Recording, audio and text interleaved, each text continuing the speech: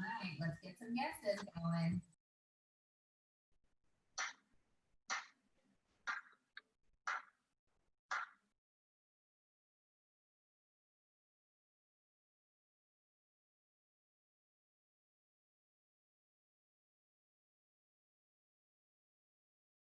Silent is like a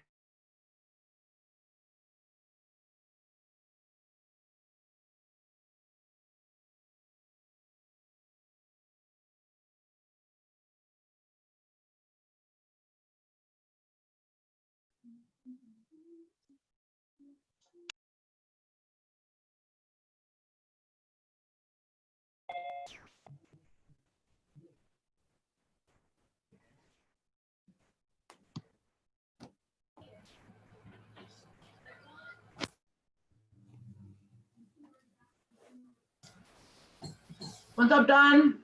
hi. How's it going? Okay. Here, I'll put my video. I'm eating dinner, but I like seeing your face. nice to see you. Hello, everybody. Hi, Erica. Hi. Everybody survived the heat today? Barely. It was hot. Yeah. All right. Hey, Hi. how are you guys? Good. I'm eating dinner. Good, you made it. I thought you were moving. No, we closed on a house today, and it has been pure madness. Thank you. That's awesome. Congrats. That's so awesome. How's everyone? Good. Hi.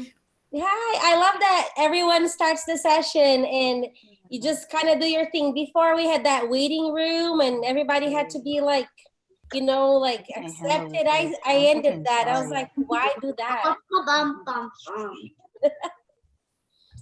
How's everyone? Let's see. I see Dawn. I see Erica, Belinda.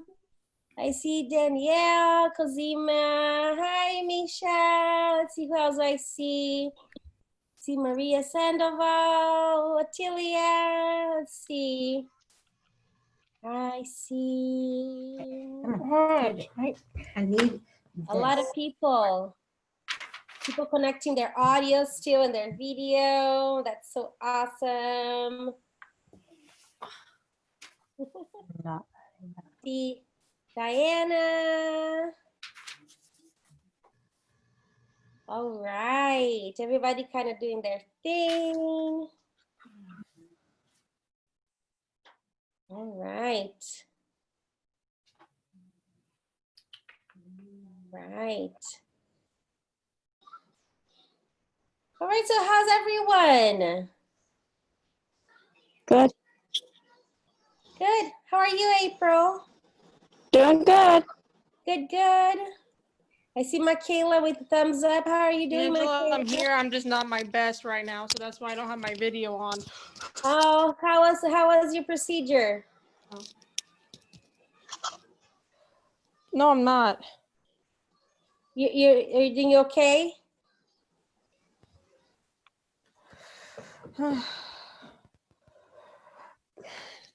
Right now, I'm good. I'm just not feeling my best, I guess.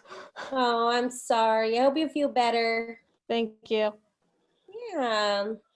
Or I see some tulips on the screen. Look at that. You look amazing. Thank you. Vanessa, look at that. Look at Vanessa's like background, you guys. So springy. Where'd you get that? I actually got it off Google just because I work through Zoom as well. And like sometimes I'm just like, I don't know. I just want them to look at something else, not my house. That's very cool. That's very, very cool. How are you, Attilia? I see Attilia. I see Zeta. How are you? Hi. I see Davina. How are you? Let's see who else I see now. I think I see who else do I see? I see Anna. I see Perla. Hi. All right. Cool. All right, let's get started. So it's 6:32. We can get started and get those presentations going so we're not late like last time, because then it gives everyone enough time to present and do their things. And then if we have more time at the end, great. Then we can spend more time, you know, visiting and talking about more content and things like that. If not, then we're good too, right? Then we can find more time later. So I will share my screen right now with you. And here we go. So I'm excited to see you all here tonight. Thank you for coming. Here we go. So I have created a bank of lessons for us. I created a link first. I shared the idea of creating a web page for our units, and I shared that with our dean, and she was super excited. So I think it's happening, you guys. Yes. Super. Yeah, so we're gonna be kind of like a district, right? Where we can put our lessons. He was like, I wish I could hug you, Andy. Super cool. Air hug, air hug. She's like, no, a real hug. And I was like, Mom, you're so fucking weird. Let's see if I can mute everyone at once. I don't think so. Well, if you have your microphone on and there's some noise there, just kind of make sure to turn it off for a second. So she was super excited, and she said that we can actually put those lesson plans up. So I created a link for us to put those lesson plans there first so that we can save them.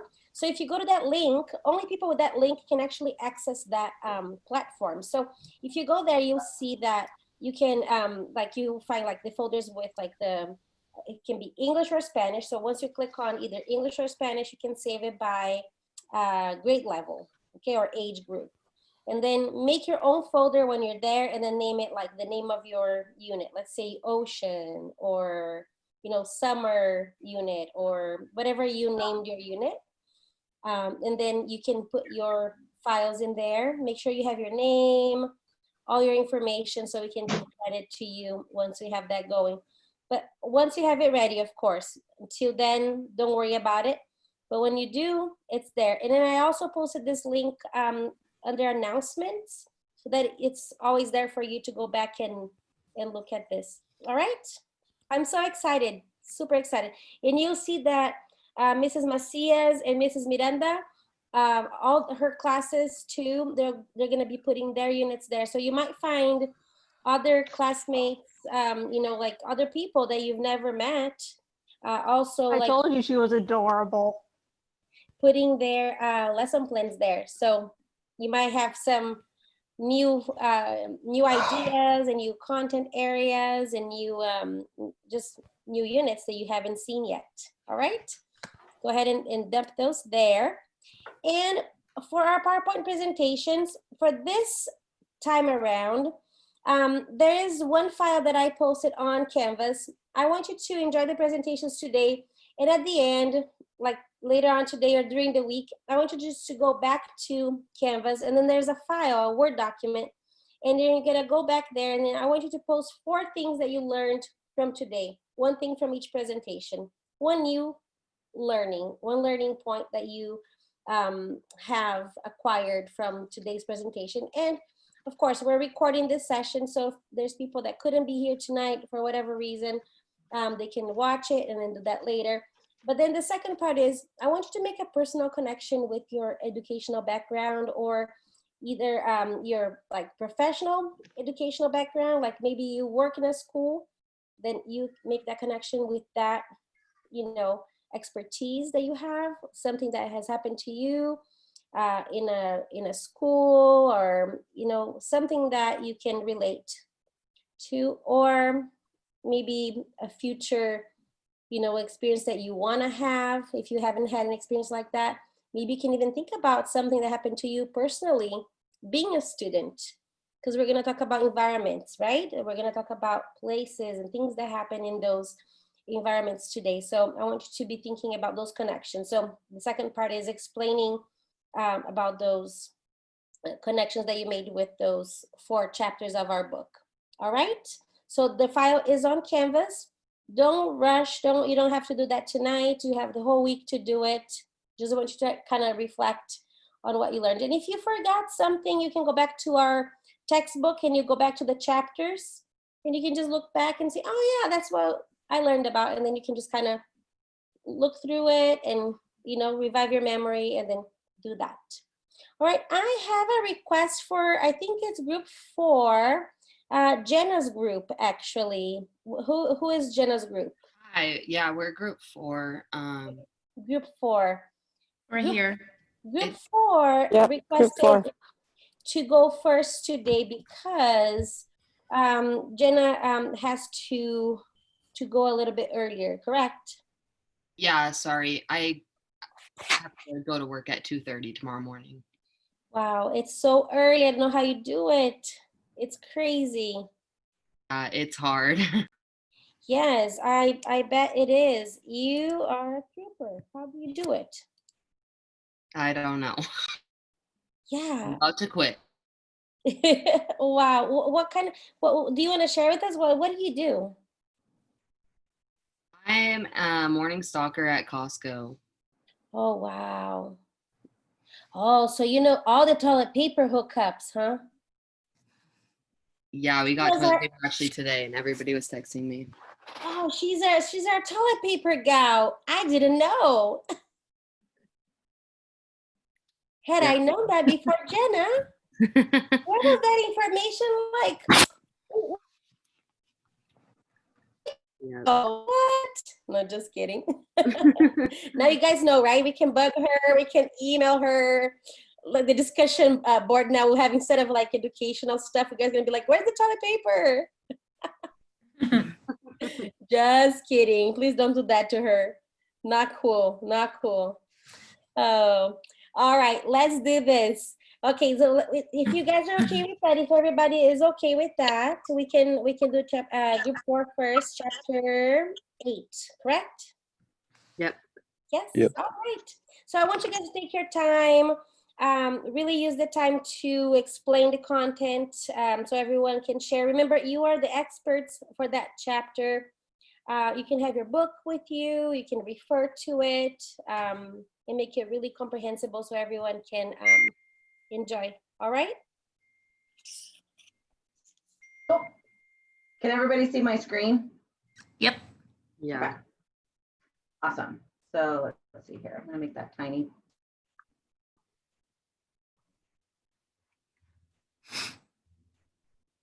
Okay, so my name's Danielle Beckman. And this evening, we're going to be talking about what's developmentally appropriate in a physical environment for primary age children. So primary age children, this is the ages of 6, 7, and 8-year-olds. As a society, we've observed and placed milestones on children's development and progress. As children enter elementary school, we as a society have placed a certain cultural skill set. Primary age children are still very active at this age, and they're gaining more control over their bodies and mastering their gross and fine motor skills. As they enter grade school, they can have a lot of anxiety and fear, as they are now expected to sit anywhere from 6 to 7 hours a day and to perform and meet Common Core state standards, and then also the No Child Left Behind Act. According to Jean Piaget's stages of development, children of primary age are entering their concrete thinking, but their errors, judgment, and their logic are still governed by their pre-operational way of thinking. So that's when they need more of that symbolic learning with pictures and touch and such. So, and then they're still also kind of mastering their language. They're still very egocentric, but as they enter that concrete way of thinking, they become more abstract thinkers and more logical thinkers. So what are primary age children like? Each child is brought up in various different types of environments before they enter the grade school age. Some experiences are full of love and attention, while others are more neglectful and, have that adverse childhood experience. Some children are happy and more willing to learn, while others are shy and fearful. Each child's skill set will be different. Some may know how to read and write their own name, while others are still struggling to understand letters. Some children may be learning English as a second language as well, and having a harder time communicating and forming friendships with their peers. But one thing that all these children share in common is that they have enough control of their bodies, their mind, emotions, and communication abilities that they have the potential to do just about anything they want, which is something that they've never had possible before. But friendship is also a really important part of the primary age stage. As they become less egocentric, they need to explore relationships, getting feedback from their peers so they can incorporate it into their own personal identities. Physical competence is part of this building self-confidence. Participating in games and playing with the peers kind of helps to form their identity and their self-image. And it's just really important to engage those large muscles so they can expel all the energy that they kind of have throughout the day.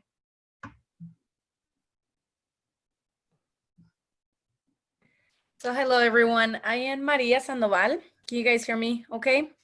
Yep. Okay, so what are primary children, what do they need? Primary age children need a world in which they can experience competence. They need to feel a measure of success in accomplishing the tasks that adults feel is important for participation in society. Competence refers not only to academic tasks such as reading and writing, but also to other important achievements for them, such as learning to play a sport, a musical instrument, helping around the house, caring for siblings, being able to make other people laugh, and communicate. Primary age children also need an environment that allows them to work at their own pace in developing their new skills without being compared with someone else. We tend to see this a lot in elementary schools where children want to fit in or be like other kids, but when they don't meet certain requirements or are like other kids, they tend to feel sad and start lacking participation, motivation towards their goals. Continuing to the next slide. The book talked about how primary age children also need opportunities to communicate and develop their communication skills. They can do this in an environment that supports talk as well as listening. For example, having small groups in which children can experience socializing and feel comfortable around peers and classmates. Children need peer acceptance and relationships.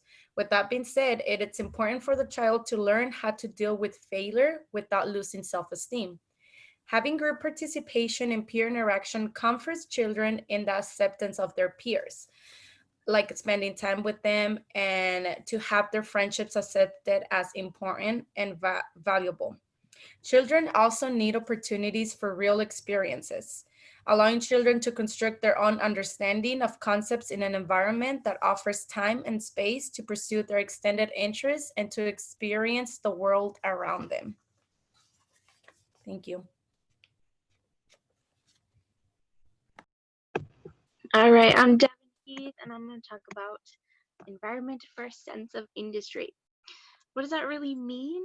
A sense of industry within the classroom means that students feel like they are progressing through education through their own hard work, their self-esteem and growing along with their skills and abilities as learners. I wanted to share a quote that the book included with you guys. Whatever they are studying, children at this age learn best through concrete experiences. They need to seek connections and they seek coherence and relevance across domains. And that's by Tomlinson in 2009. So in a typical classroom, and I provided an example, it's the one at the bottom of the pictures, has chairs and desks. They're all facing the front where the teacher is. This gives the idea that the teacher is in charge of all the learning, which can actually lead to a dependence on the teacher for personal evaluations of success. What a classroom should have, you should allow for more freedom of choice for the students so they feel like they're actually taking charge of their own learning. The environment should have a variety of areas and materials to choose from, and that all cater to different learning styles and abilities, like hands-on versus, someone who likes writing a little bit better. Doug mentioned organizing learning centers to encourage that independence and self-esteem in students. The learning centers and activities should include multiple subjects together so that each area flows smoothly together instead of abrupt changes between school subjects, like how we split classes into periods and things like that.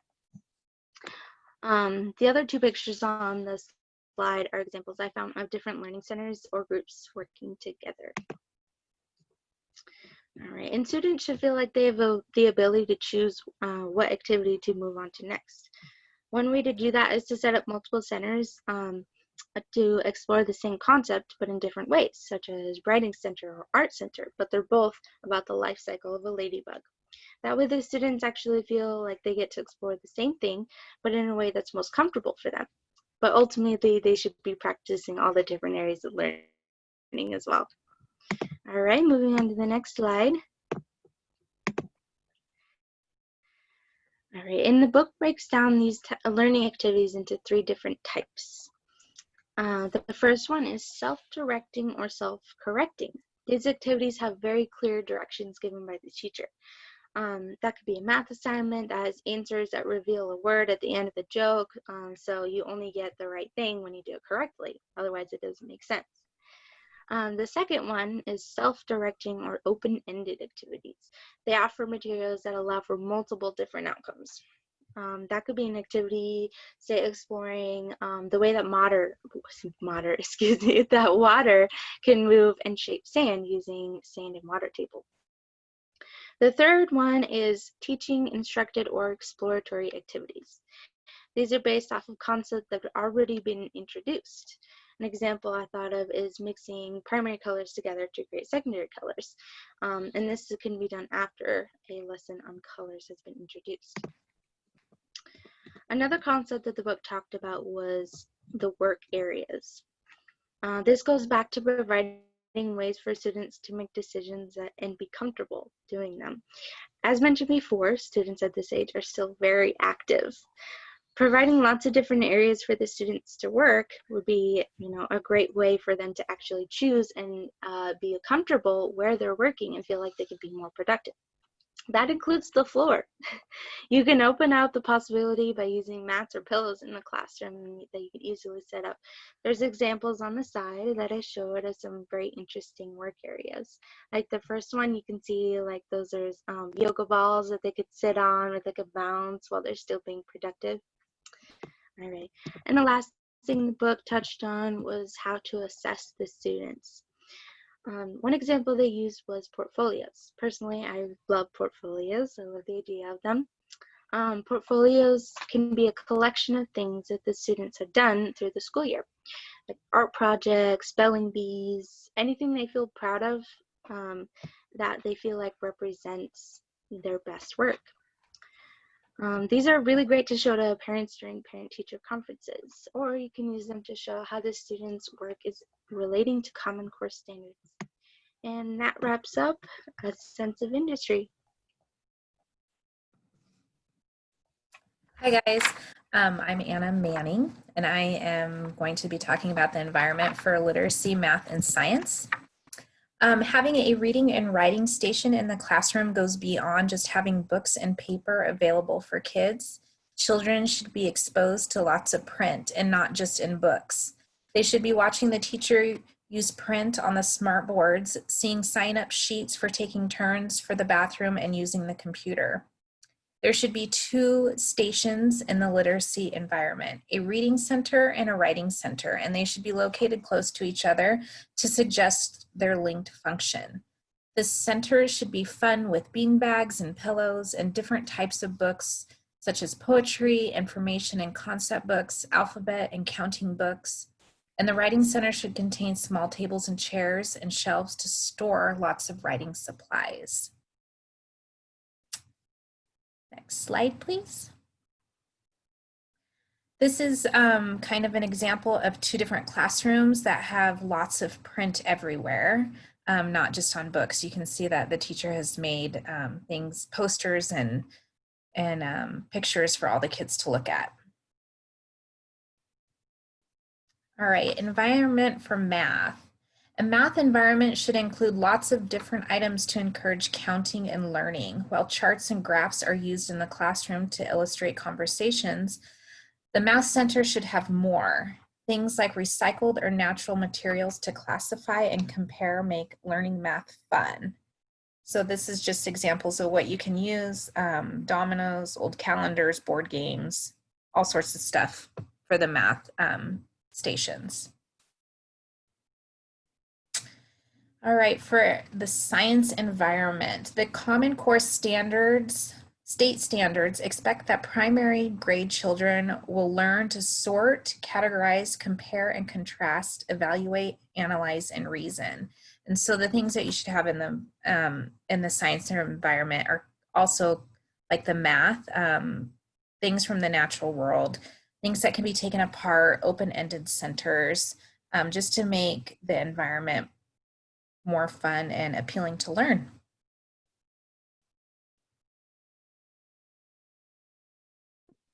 Hi, I'm Jenna, and I'll be presenting environments for relationships and schedules. Teachers need to plan for an environment, a nurturing environment, which includes groups and cooperation.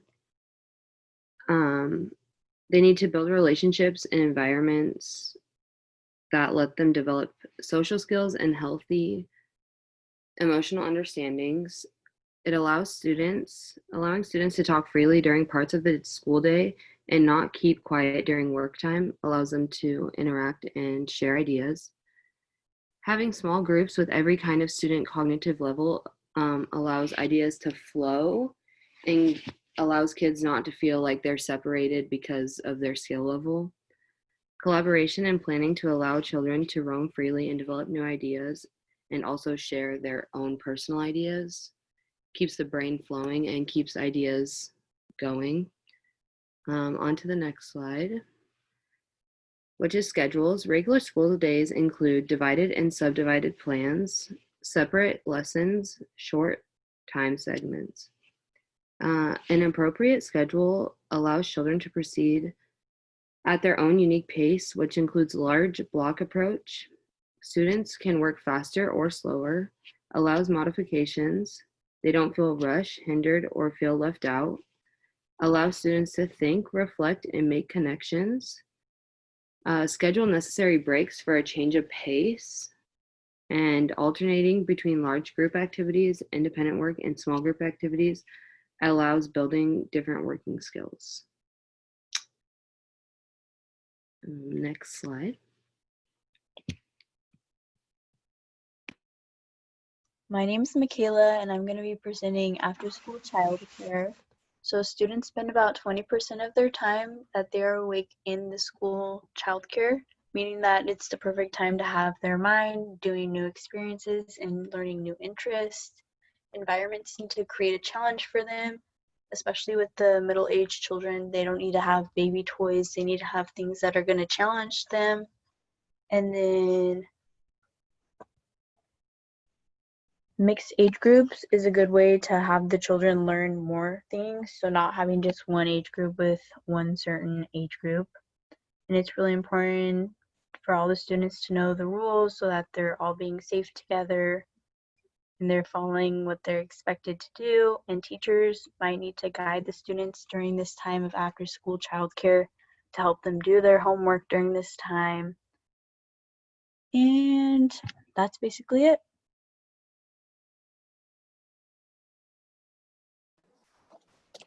Okay, I'm April Osler. Inappropriate environments. Children should have a curriculum that gives equal amount to each subject. The class does not spend most of its time in reading groups and are directed the teacher or spend most of the children's time on paperwork. our teachers should make sure that children have plenty of time outside and their outdoor time is not a reward. Teachers should make sure that children work in groups and not alone. Change up the groups so that children don't get bored with one group. Including children in planning the day can make them feel important.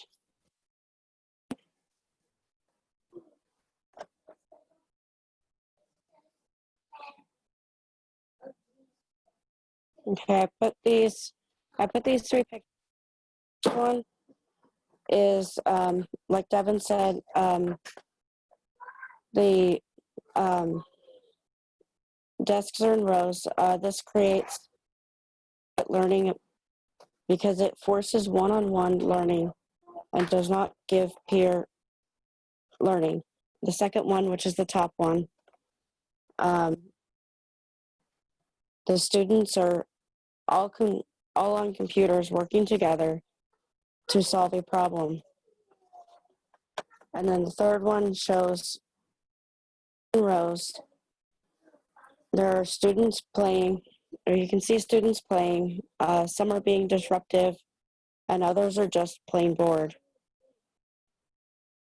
That's my part.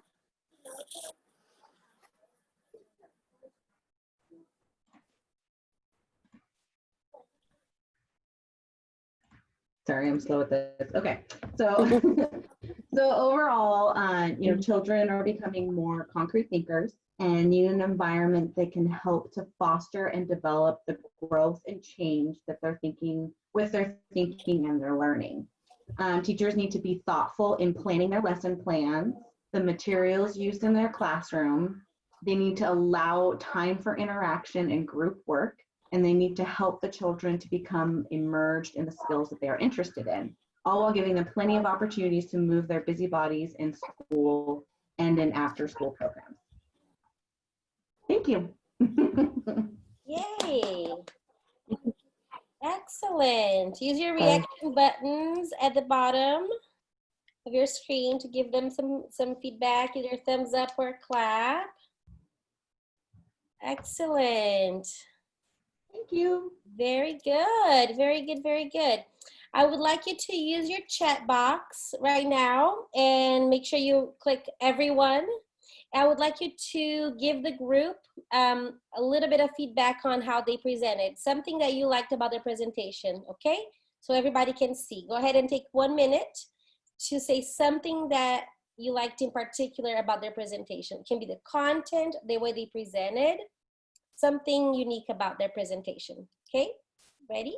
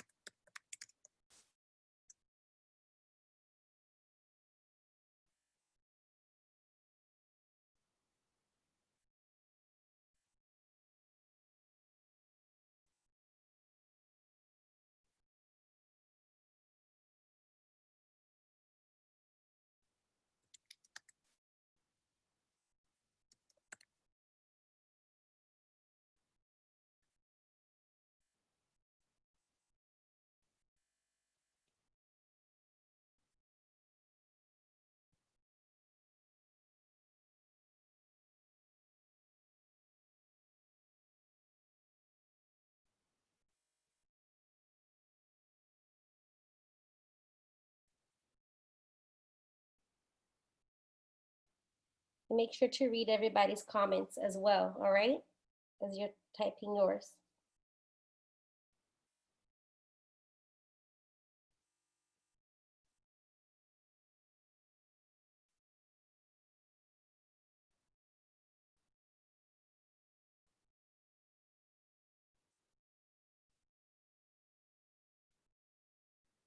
All right, great job.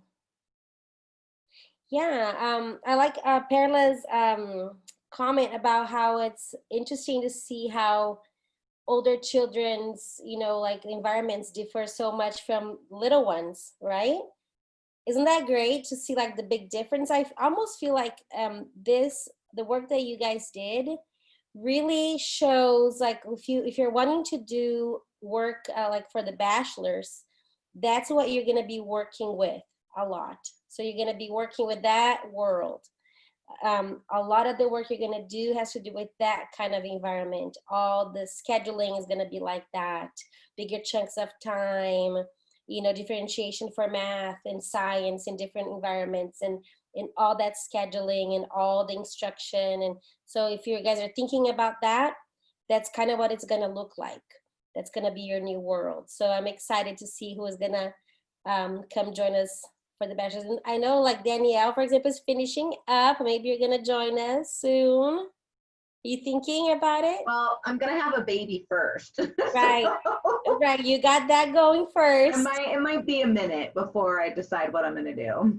Right. You're gonna be busy for a while. Who else is almost done with your AA right now? Is anybody graduating? Dawn, I knew it. Are you joining us soon? In the bachelor's? What? I just saw a no. What? No, I'm done. Well, you might just change your mind soon. I can see that. You're really good at lesson planning and what you do. You are. I don't know. Yes, you are. Davina, maybe? Yes, I'm gonna let you guys have your. Next summer, I'll be done with my AA, and then I will join the bachelor's program. Yay, that's awesome. That's good. That's really good. Who else? Anybody else joining soon?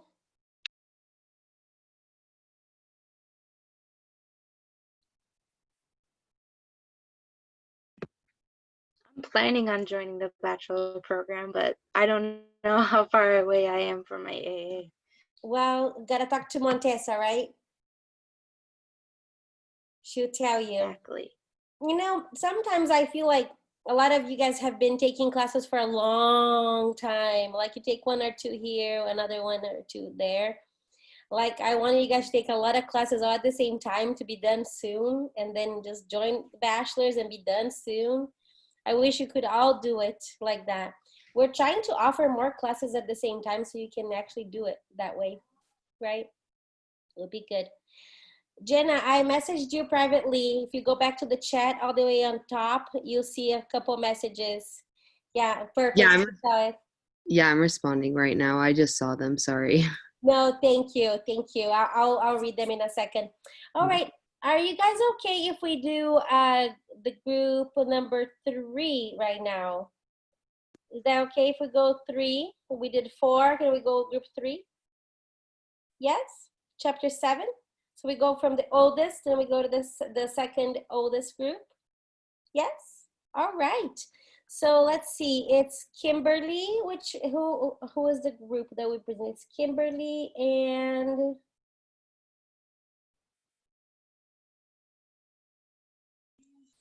then after this group we will stretch. All right. Then we'll take a quick break. If you need to take a break and stretch, do that. All right. Don't Gracie. All right. I see Gracie's thumb up right there. And Chelsea. Yeah, go ahead. And who's going to be sharing the screen today?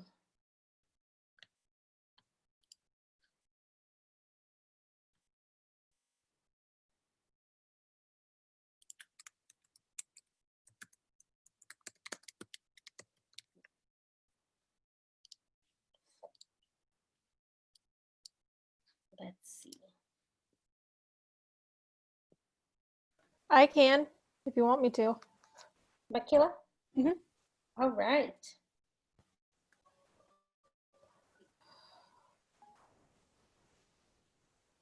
Yeah, go for it whenever you're ready, all right? We'll do that. And if you guys need to stretch, go for it, all right? Just don't wait until the break. Go stretch, stand up, like do your thing. It's really hard to sit for too long. It's not like in the regular classroom that we can actually do stuff and go, you know, stand in little corners and go meet with a group and go grab water.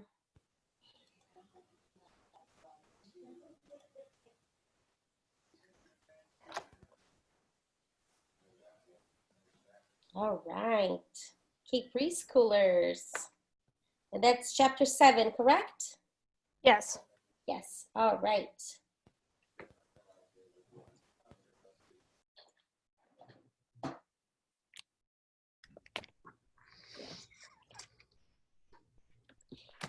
Perfect. Go ahead and start whenever you guys are ready. We're super excited.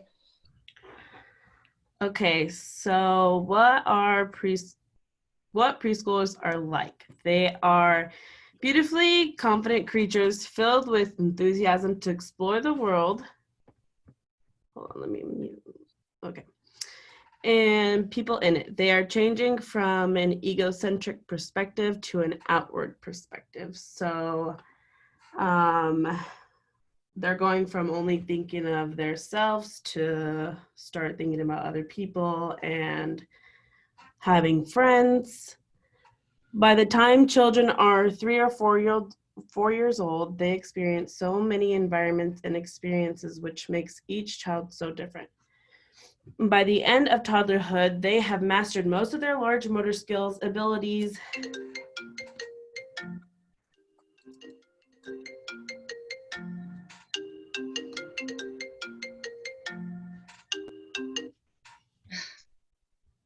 oops. Sorry, I just got a phone call on my laptop and it like shut everything off. Yeah, Mac computers get phone calls from your phone, yeah, right to your screen. Okay, let me find this again. Sorry, guys. But we didn't see anything. We still only see your PowerPoint, so that's good. I like lost the whole screen. Okay, but I have the PowerPoint right here, so I'll just keep going. Okay, so, but during their preschool stage, they will build their coordination and agility. The bond preschoolers have with adults helps them build their self-control. Even though preschoolers struggle, oh, I messed up right there, but this age will egocentric perspectives. As preschoolers move from dependence on adults, other children will become way more important to them as they are learning how to become a friend. The talk within children in early childhood classroom mostly consists of questions, comments, arguments, stories, and play discussion. Preschool play is focused, serious, involves the whole child, nurturing physical, cognitive, social, emotional, and language development.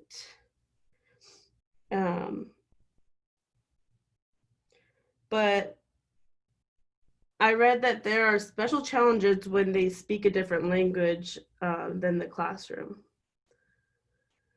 And play can happen alone or with another, inside, outside.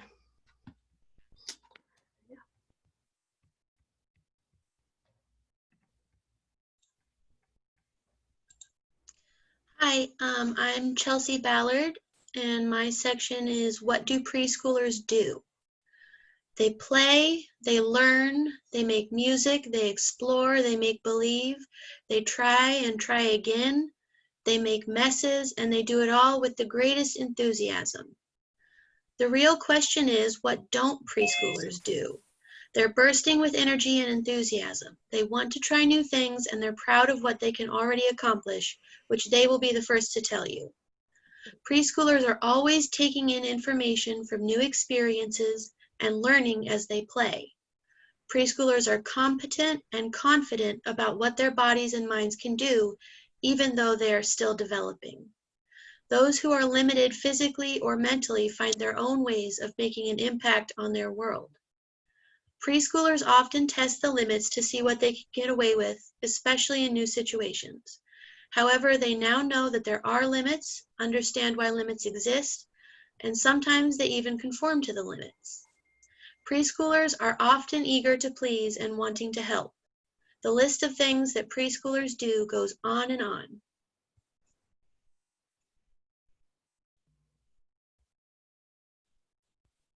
What do preschoolers need? Erickson defined the psychosocial issue, which is for the preschool years they are forming, attentive as opposed to a sense of guilt. With the energy and ability of these years, the children are able to enjoy their accomplishments and become purposeful.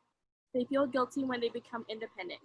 To help benefit the kids, teachers can set up independent goals for each children for the classroom so they can work towards their goals.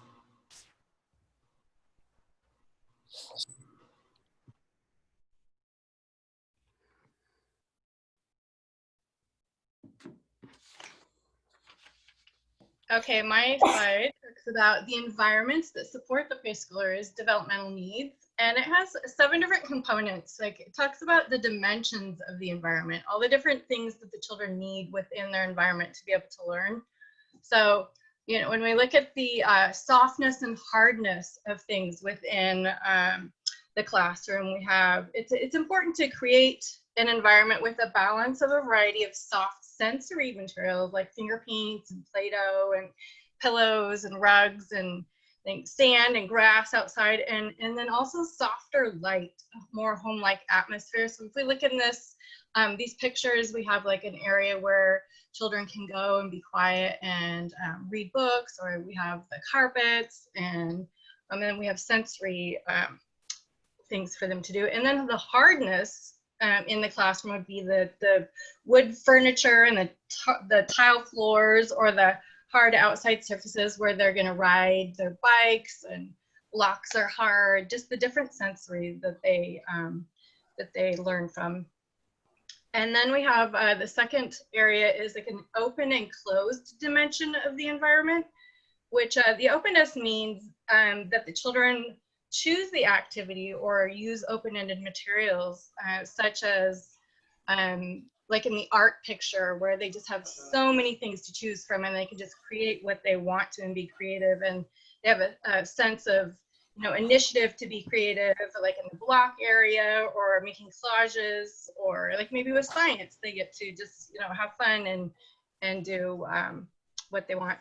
And then the closed part of the dimension is like teacher-directed planned activities, such as the Montessori puzzle that's in this picture here. It has like a clear ending and an objective for the children to learn, you know, counting to 10 and putting the numbers together. And then we have number 3, which is several different areas. We have simple all the way to complex, and simple has like one aspect, like just riding a tricycle or a bike, you know, there's just one thing they're doing.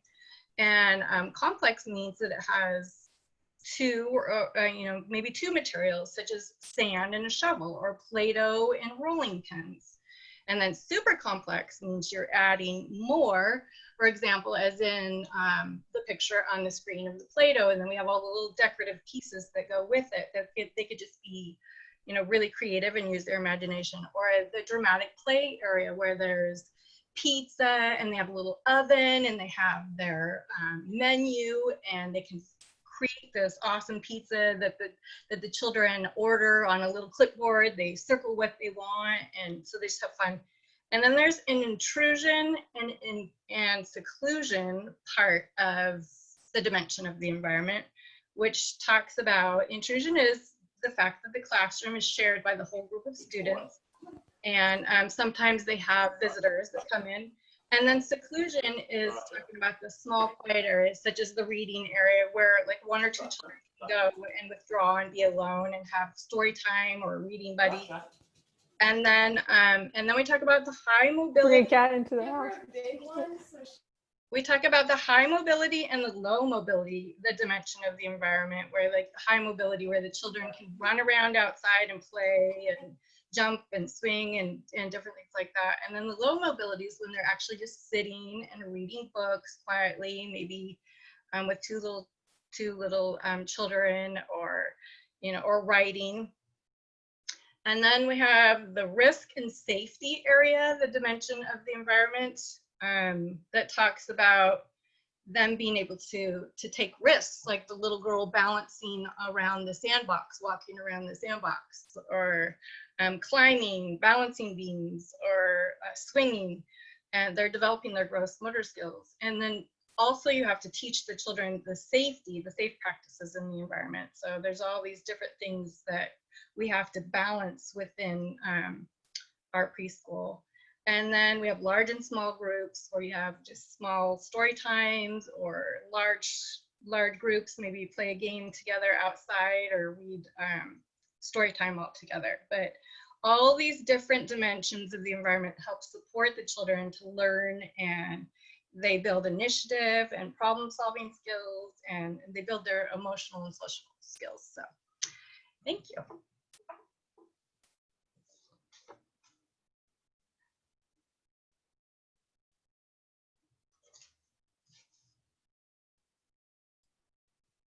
Next slide.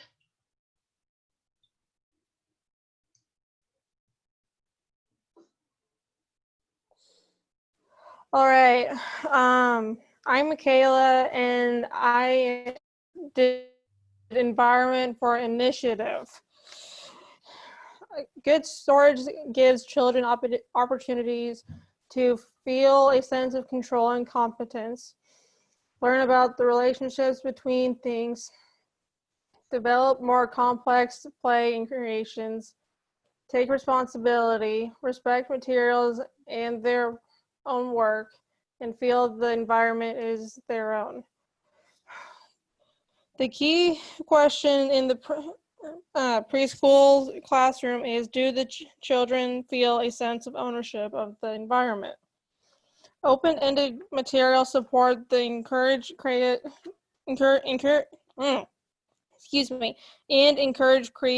creativity, decision-making, and original thinking in all interest areas.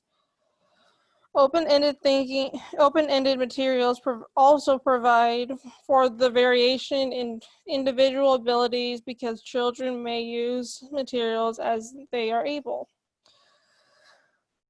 Teachers decide what interest centers are appropriate for their particular group.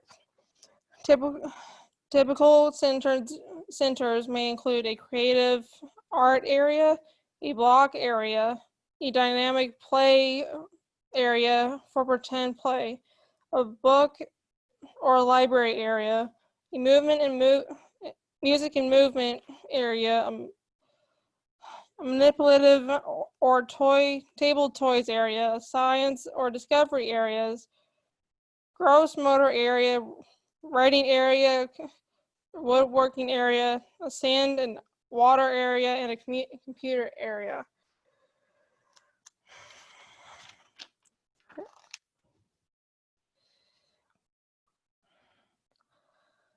To encourage, this is my last one, to encourage preschoolers' thoughtful choices about self-selected items, some teachers find it helpful to institute systems for signing up for activities.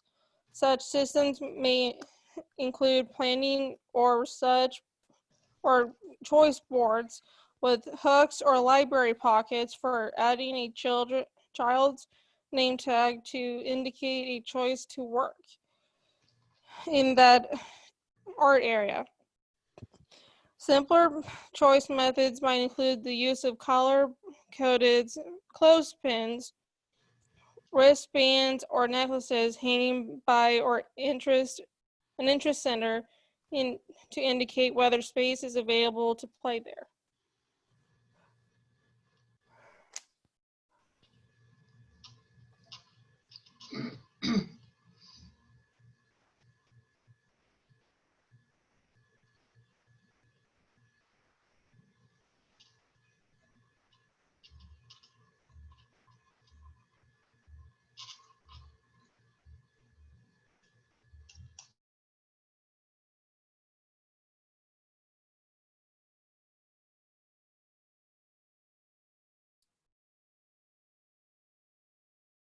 All right, great.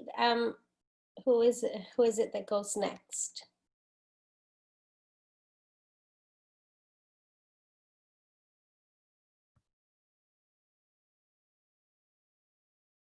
I can go for this person.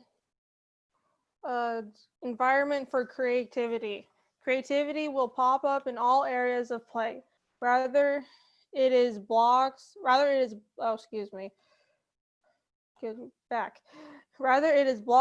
science, or even writing. Children will let their creativity flow. It is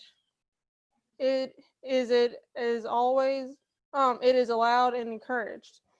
Below is a list of components a teacher must be mindful of to promote and support classroom creativity, which include attitude, lots of materials that are ready, inviting, and accessible, a classroom that flows with fun and new materials, curriculum that is responsive to children, experiences that allow creativity, and information as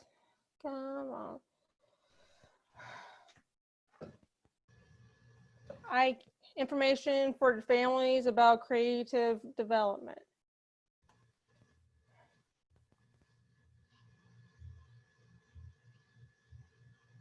This is my turn. It's environment for learning through play. Most of the teacher is not ready to, when they receive a classroom, they need to look it out for, to get around the environment for the children enjoy everything in the month. Most of the movement is for learning. I believe I remember when talked before about every moment is time for teaching, and in the classroom environment is really important because every corner is the area for learning, and we need getting ready the classroom. We don't have big space for our children inviting to running.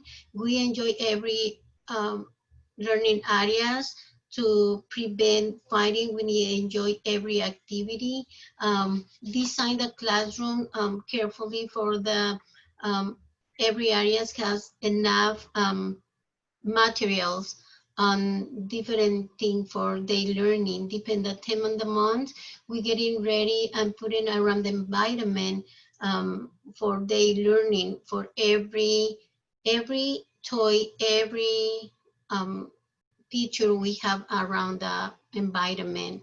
The children has time to learning. They need to feel enjoy studying in the morning when they feel welcome, and through every activity during the day. And they have the opportunities to learn in different domain like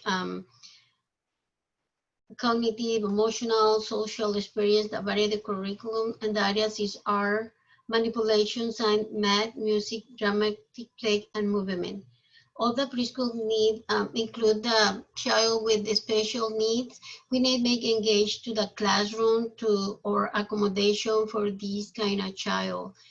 Everybody are included to different areas of the experience to learn easily. They feel lovely in the classroom. I think is they have most time in the classroom on our childcare for learning, most in the house. That's why we need have time to have enough activities for they enjoy every team and during the month. I think that's it. Do you want me to start the link? No, it's fine. They can see after because it's around 7 minutes. It's okay. They looking at in different time. It's the same thing to enjoy the environment.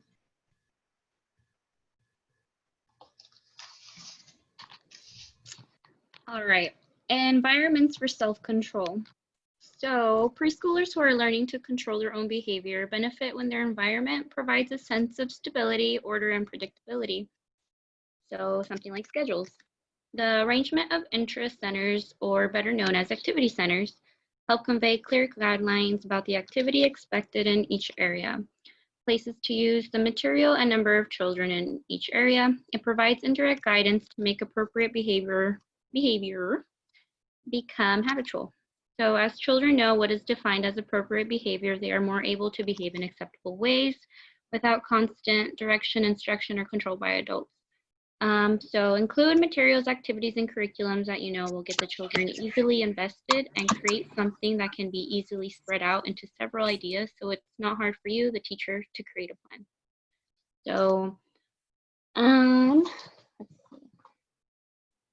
so environments that foster self-control. So those are some examples of plan physical environments that prevent problems caused by boredom, frustration, overcrowding, and fatigue. Use posters and other visual clues to help remind children about positive expectations and appropriate behaviors. Provide private spaces for withdrawal, you know, those times when they might get frustrated. So we just kind of want to direct them into a cozy zone with a lot of, you know, soft material to prevent them hurting themselves, or even taking them away from other children who they may hurt.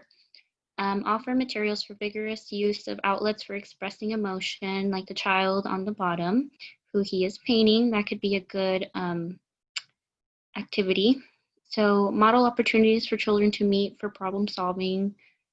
And that's about it. And then I just kind of included, you know, like a little poster, breathe in, breathe out, some yoga for children. It's kind of a nice idea to put in a schedule just to kind of help everybody wind down. Next slide, please.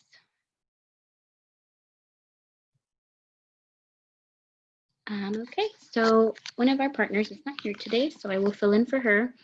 So schedules for preschoolers. A typical schedule for preschoolers consists from 8 a.m. as they arrive to school to about 2:30 p.m. In between that time, students will have breakfast, circle time, free play, lunch, outdoor play. Every schedule is different because it's based off program goals. It is important to help keep students in a routine. Schedules help cover every learning aspect in the day, such as literacy, reasoning, science, etc. Right, let me see if she wrote any notes. Sorry. Okay, a good schedule for preschoolers consists of flexibility, predictability, and balance. These are the main keys that help create a schedule, because there may be some days that what you had planned just somehow may not work. Say the students are very active one day, but you as a teacher had a quiet activity planned. It probably would be in your best interest to come up with another activity that can help correlate with that, or correlate with what you first had in mind on the schedule, but by including a physical activity that matches up with the student's energy level. Okay. And then she just, on the next slide, provided some examples of what some daily schedules might look like. So that is that. And then that is it for me.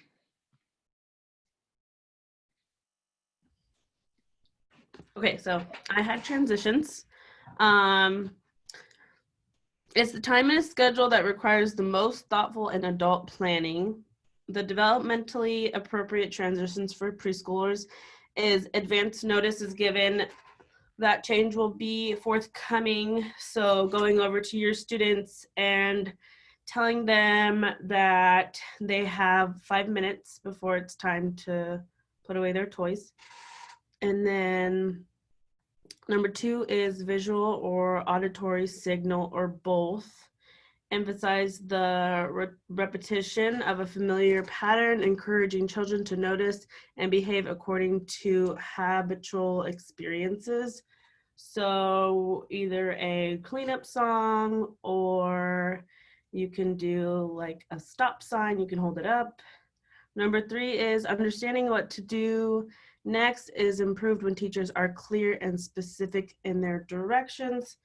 So instead of telling kids to clean up, you tell them it's time to put your toys back in their buckets, because they can get confused and they don't really know what you mean by cleaning up. They're like, okay, do we clean and wash our hands? Do we clean up our tables? Or do we clean up our toys? Like, what are you asking? And then regularly reviewing transitions so you can get rid of some, because then kids will already know like what to do next.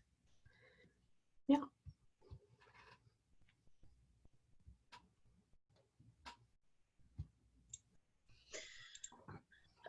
A big change, but is it better?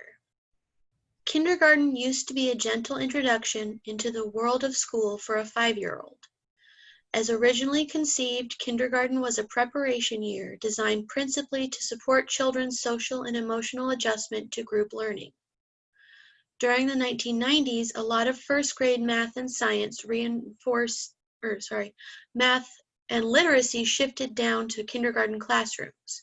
Common Core curriculum standards reinforced this once they were introduced.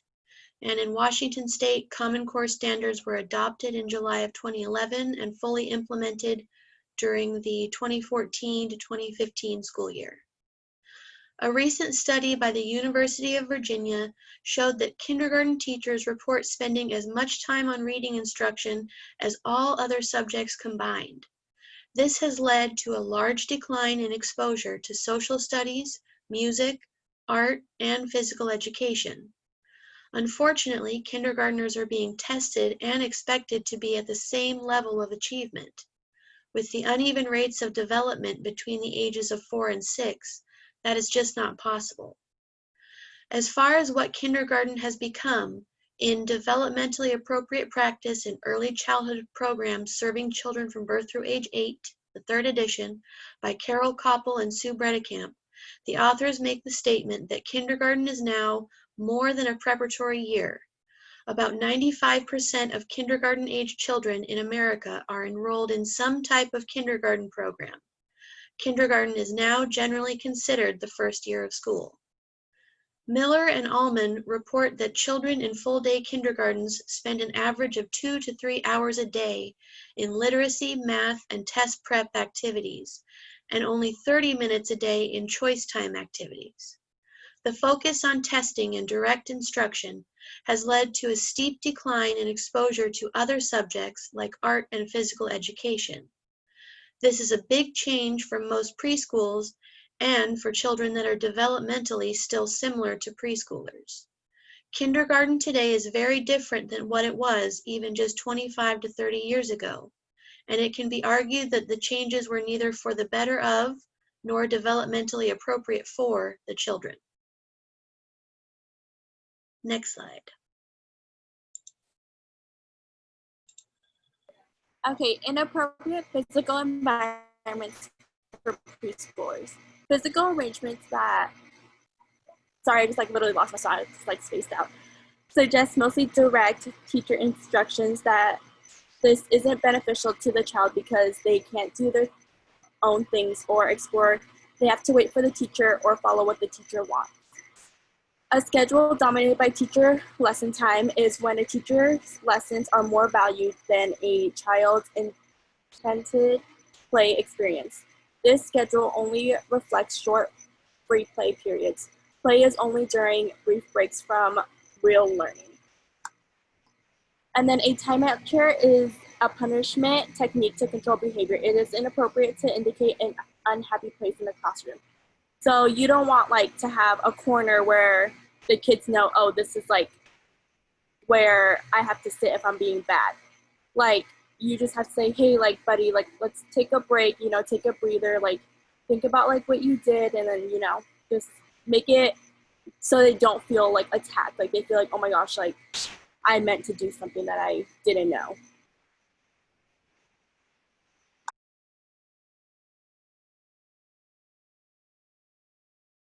It looks like that's it for my group.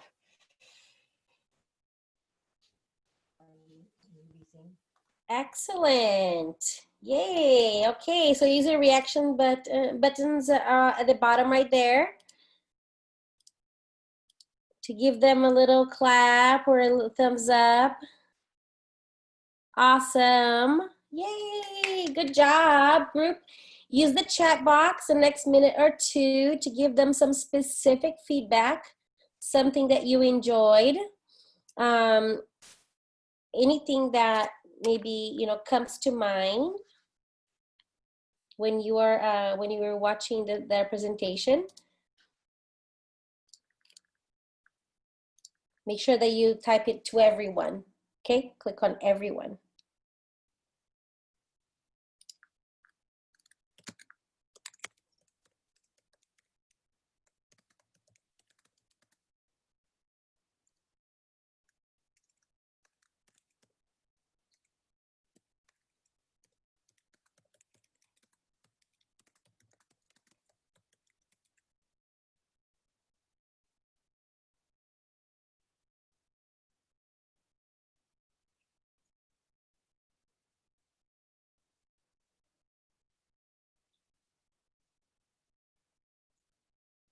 Make sure your comment is very specific, something specific you liked.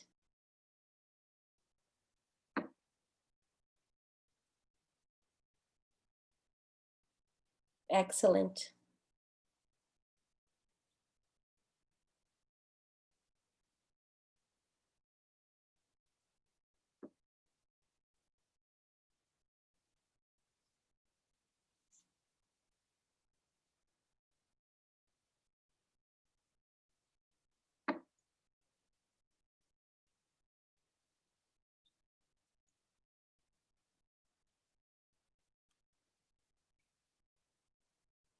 Very good. Yeah, I really liked the visuals. I liked Davina's slide in particular, the one with all the games and the toys. That one was very visual. The particular one I really liked. Very self-explanatory. But the other ones were really good too, but that one in particular like comes to mind immediately. Just the way it was laid out and labeled. Thank you. The organization of that particular section. I don't know. Yeah, Really thank welcome. you. You're welcome. Tried to cover all the different areas because there were so many different dimensions to talk about. Right, and you did a great job on that one because as you said, there were so many things to talk about, but you kind of have compartments of information in just one slide. Mm-hmm. Yeah. Thanks. Yeah. April, you're right. Like the part that every moment is a teaching moment. That's true. Yeah, preschoolers are awesome. I like how Gracie started, how like preschoolers are like very creative little human beings, very like, mobile, very curious and exciting, and they are excited about things all the time. That's true. Awesome. Okay, let's take a 10-minute break and then group 1 requested to go next, if everybody is okay with that. Then we'll start with group 1 after the break, and then we'll do group 2. Is that okay with everyone? Yeah? All right, so we'll go 10 minutes, so now it's 7:40. Please group 2, because I have a baby and he is crying a lot. Yes, crying a lot. Yeah. Yeah. Group 2. Yes, please. Yes. All right. Okay. If everybody's okay with that. Yes. All right. Thank you. Okay, Cosima. Okay. All right. So 7:50, we'll come back and start with group 2. Thank you so much. All right.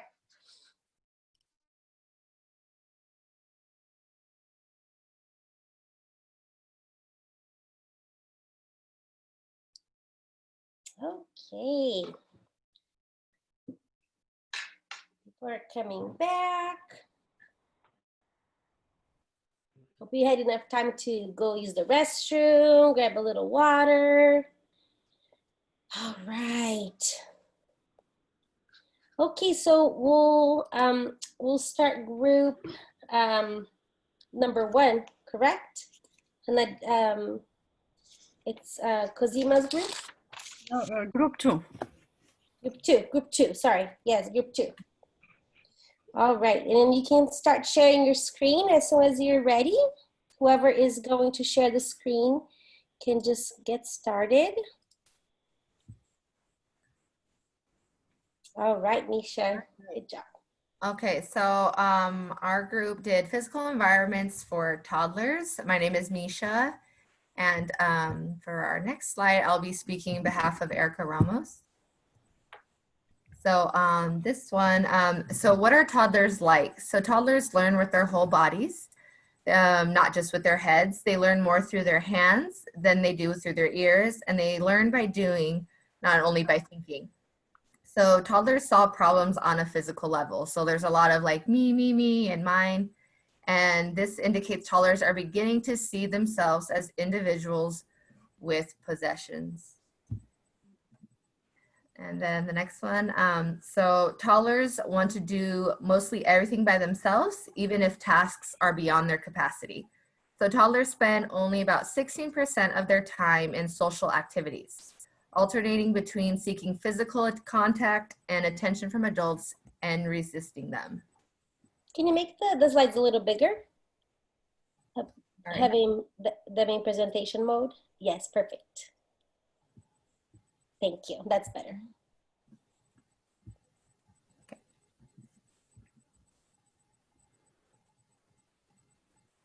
So I am Hanadi. So I am going to present what do toddlers need. Toddlers need adults who can appreciate them for what they are with all their exuberance, if I said that correctly, and delight in the world and their own abilities. Actually, the slides word is not all, it's up here. I will try just to move the pictures. Yes, that's work. Toddlers are succeed when adults can find a way to nurture a sense of independence. Toddlers need an adult who can enjoy the richness or exuberance and striving of the toddlers to move to a sense of self. Toddlers need an adult who can help nourish a sense of individual. Also, they need to protect their right to explore and learn while still in Piaget sensory motor stages.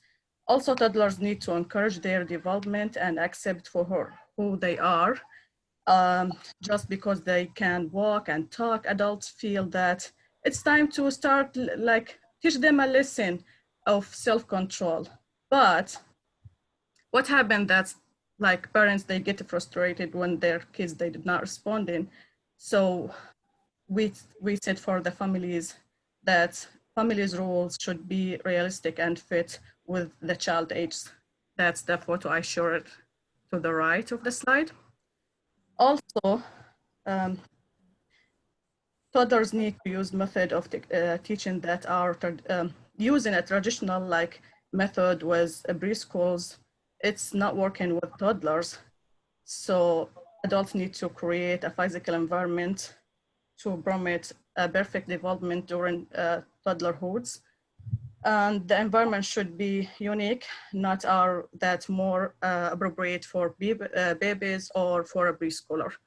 So I add this picture also that there is no wrong or right how kids explore and responding. Also, I added a photo for this is a cute girl who tried to put her shoes, and I write, it's not show me exactly what's the sentence I write, but I think when you give the child more like independent or trust them, they feel like important and belongs also.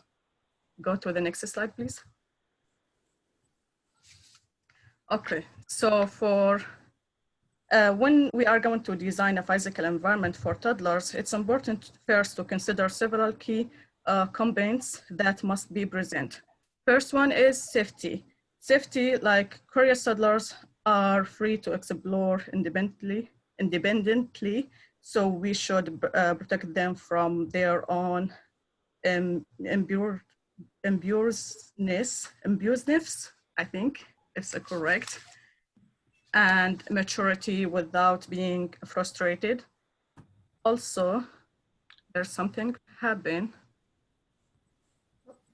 So next is flexibility. The environment should be like keep in step with children change and provides variety. The environment to provide for different toddlers doing different things and individual exploring with appropriate change for all.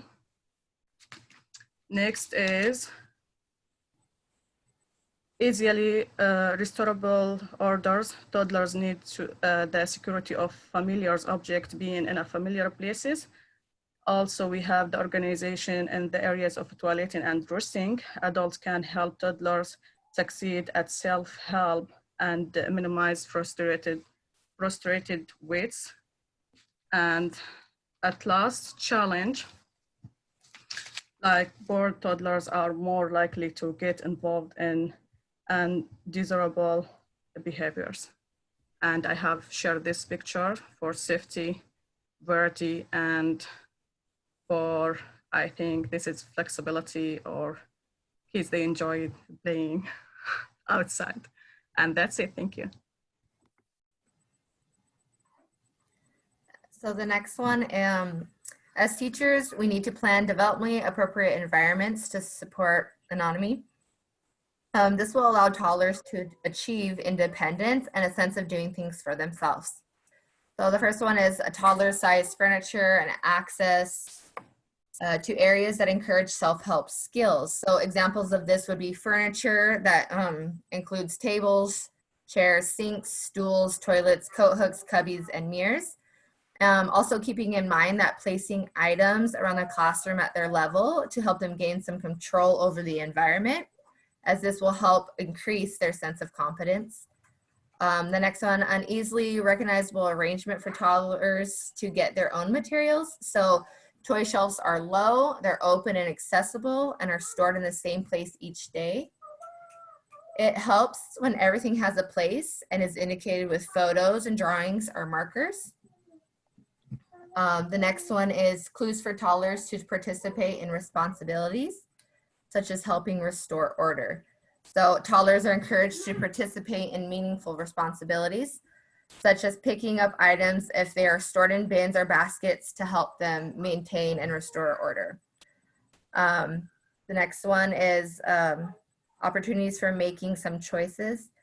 So toddlers are encouraged to, having a variety of materials and activities allows children freedom to choose according to their interests and their needs. The next one is hiding places where toddlers may choose to play alone. So removing doors off of from low cupboards, adding blankets and pillows with stuffed animals, designating quiet areas around the classroom helps children to know it is okay to take a break and to calm down if things become too overwhelming. The next one, child-proof environments equals no restrictions. So the environment must not only be made safe for toddlers, but also safe from toddlers. So making sure that the environment is physically safe, for example, covering outlets, keeping chemicals locked up, no small pieces of objects lying around, remove unsteady furniture, use gates to prevent access to stairs and doors. And toddlers are curious, so anything around them is fair game. Anything that adults value needs to be removed from the area so the object doesn't become a verbal battle with the child.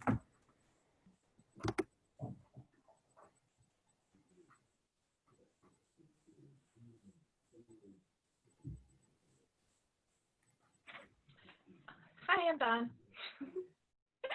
I'm going to be talking about environments for separateness. Children need individual spaces so they can form self-concept, and we can help them doing this by providing them space using room arrangements.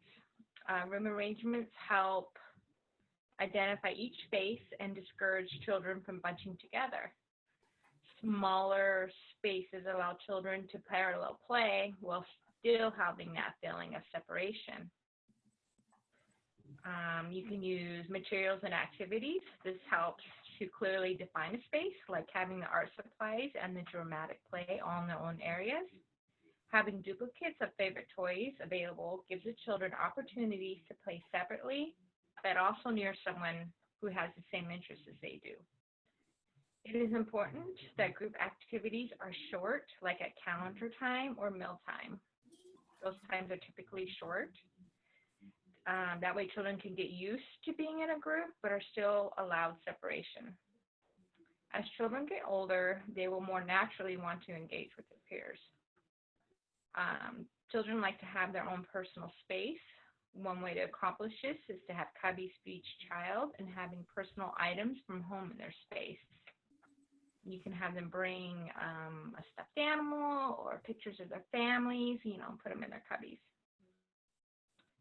Often the space that is available is small and it can get cramped. We need to become creative in separating that space. Instead of using large furniture to create separation, you can use small and easily moved cubes. You can use rugs, wading pools, and a small raised platform. Those are easy and cheap to build. One of my favorite ways that I've used to create a space is using a tent. That was really a lot of fun, and the kids enjoyed that, and that worked great for like a quiet, cozy area because you could see the tent was visible on all sides. The separation allows toddlers to have a beginning understanding of what is theirs and what belongs to someone else. Toddlers are still developing their self-concept, and they have yet to learn the appropriate social skills, so they don't care about, you know, they don't really want to interact with their peers that much. So.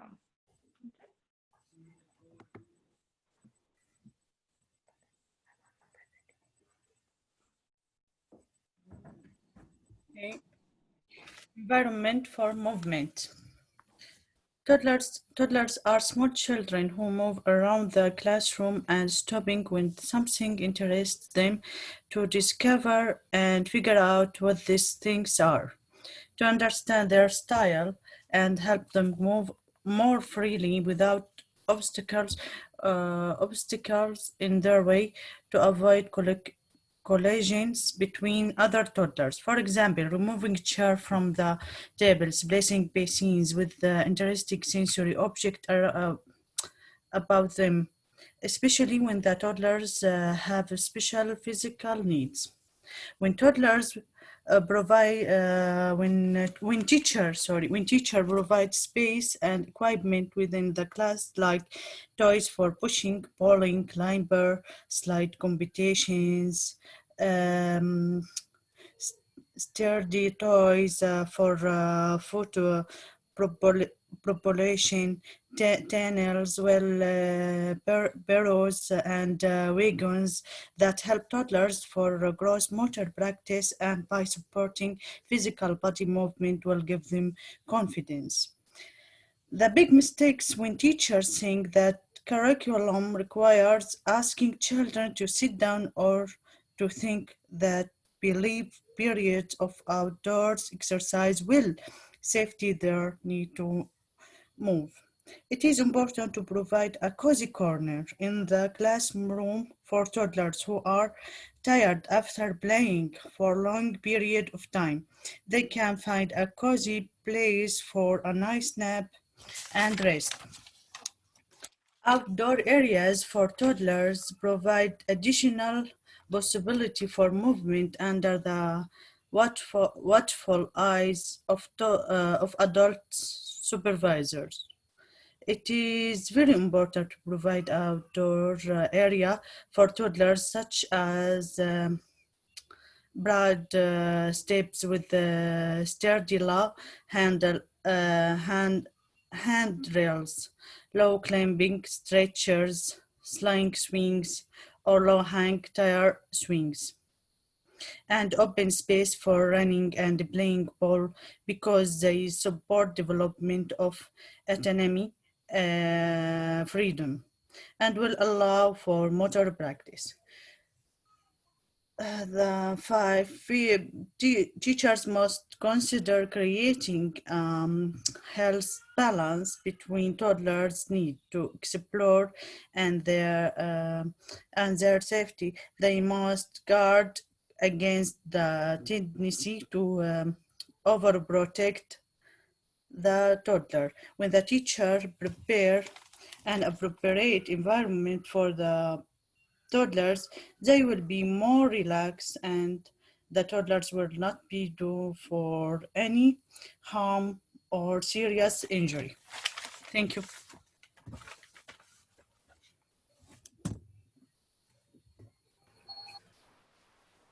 Hello, my name is Judith. I will be talking about the environments for self-help skills. Okay, so toddlers learn best by doing things for themselves.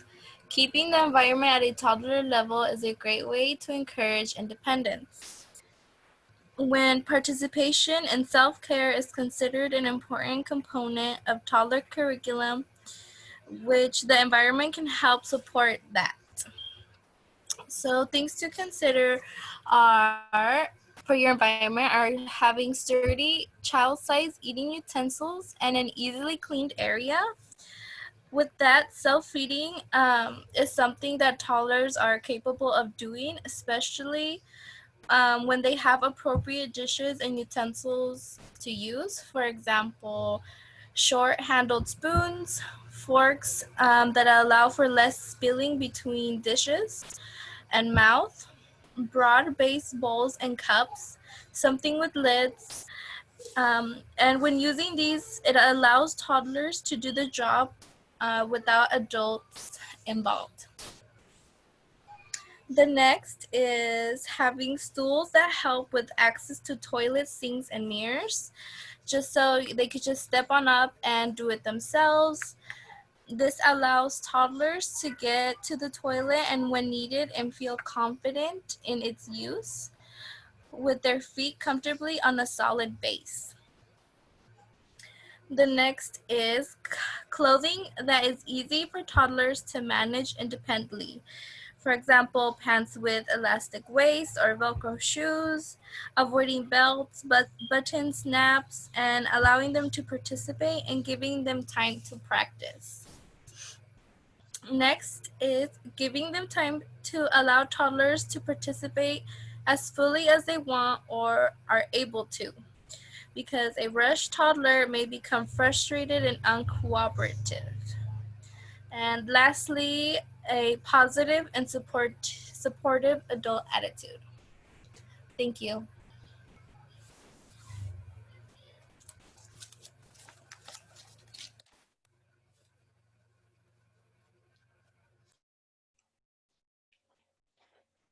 Hi, I'm Aurora. So it's environments for sensory motor exploration. So toddlers learn most by muscle skills master and manipul exploration. Separate the room into practical areas for particular activities. Place for books, maze exploration, and manipulatives. Natural learning styles. Watch a toddlers for a while to see what can be added to explore manipulative report. So toddlers easily become bored when their desire for novelty goes on. A bored toddler is naturally going to create his or her own interesting experiment. Providing and change variety of open-ended materials for sensory motor exploration. Provide realistic toys and props for beginning imitative play. Simplifies the typical preschool environment while dividing the space into appropriate areas for activity learning. Offers real experience with the people and things to observe.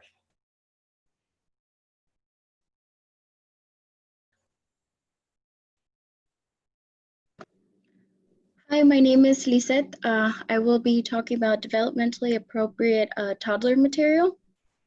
Part of designing a child's world is to ensure an interesting, unending supply of things to encounter and explore. Most of these will probably not be commercially bought toys because the investment in toys means they are kept around far past the toddler's interest level. These toys actually end up contributing to toddler boredom. Commercial toys that have the most value for toddler exploration are balls of any shape or size because they hold endless possibility for unpredictable results and the delightful repetition of retrieval. Push and pull toys are some of the better busy boxes and busy bath toys that are used for water that allow manipulation of various levers, knobs, latches, buttons, small wagons, carriages for filling and pulling, large foam or cardboard blocks for stacking and knocking down, lugging and climbing and about and climbing on. Most of these are open-ended materials that suit any level of construction ability.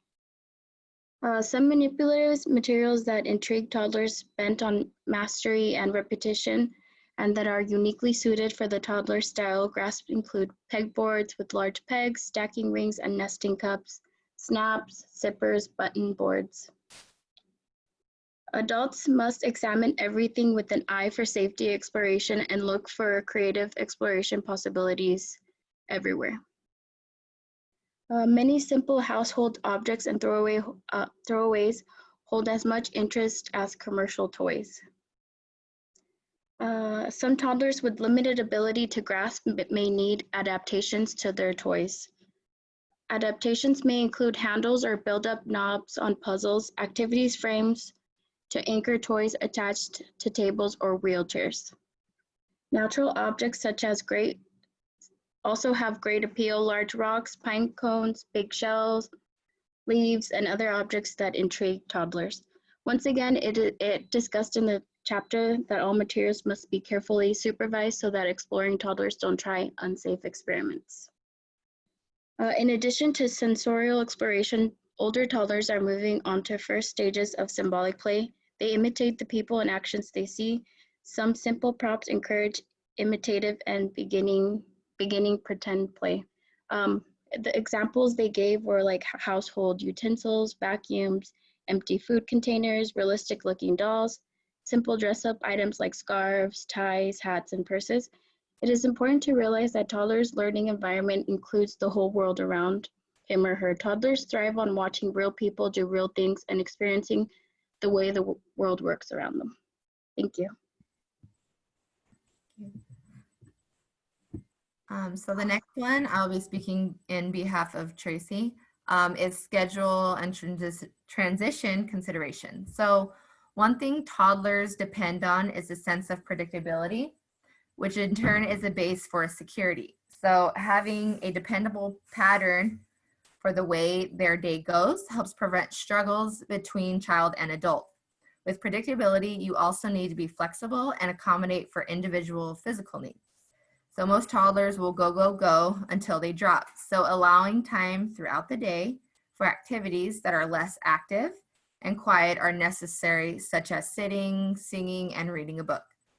So giving nonverbal cues for the upcoming activity / change helps toddlers feel in control, and they tend to be more willing to comply with the change. So some suggestions would be singing, playing the same song or chant for different transitions. So the cleanup song or a specific song played right before lunch, rest time, or outside play suggests the transition instead of the adult. So transition is always a part of the day you wish you could skip. So giving them a few minute warning before you play the song will be helpful, and not asking toddlers to clean up before you're ready for the next activity. This means you're transitioning to go outside. You as a teacher need to be ready with your jacket, iPad, coat, bathroom, etc. before you even start the cleanup song. Because when they have to wait, it is normally the teacher, it is normally for the teacher to be ready. So this means that asking a toddler to hurry up is not appropriate. We are asking them to learn self-help skills like eating, dressing, bathroom routine, or hygiene, and that takes time and practice. So be sure to set aside enough time so that they can fully participate and not feel hurried. And then the next one is inappropriate physical environments for toddlers. So environments least helpful for toddlers developments are those that are restrictive. So playpens, high chairs, or small areas where toddlers are not permitted to move and learn more are making their body move. So items that should not be a part of a toddler classroom or environment are things that they are not allowed to touch. So paint, Sharpies. Obviously, we need all those things at some point when being with toddlers. So having a teacher space that they cannot touch will alleviate touching issues. So large group area, I thought this was strange at first because the book says small play areas where it is obvious from the ratio of table to chair space to open space that toddlers are not permitted much movement. So then fine motor manipulatives, a large concentration of fine motor manipulatives that are suited for preschoolers that require good finger dexterity, which lags. Also, the fact that many of them are too small is a safety factor. Toddlers also love to dump items out, and with manipulatives, it just causes more cleanup than anything. So the timeout chair is silly to ask a toddler to think about their behavior. They won't be able to recognize their limits in cognitive development, and self-control will be more appropriate. So rigid schedule is not seen as appropriate. When a toddler is kept walking to avoid falling asleep before scheduled lunch or nap time, they get the feeling that their needs are not important. So the above environments do not recognize the unique development characteristics and needs of a toddler.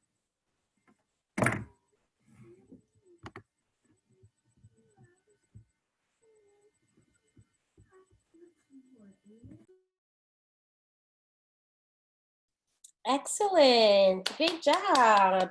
Great job, you guys. All right, reactions button at the bottom. All right. And after a while, you're like, where's the button again? Like, we get confused with all the things on the screen. I know how that goes. Very cool. Thank you so much. Go ahead and use the chat box to give them a little bit of feedback, specific feedback, thing that you really liked.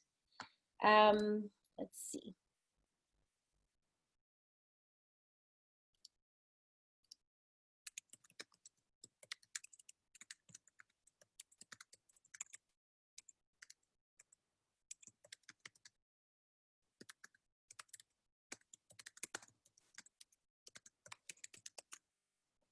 All right, make sure that you are messaging everyone.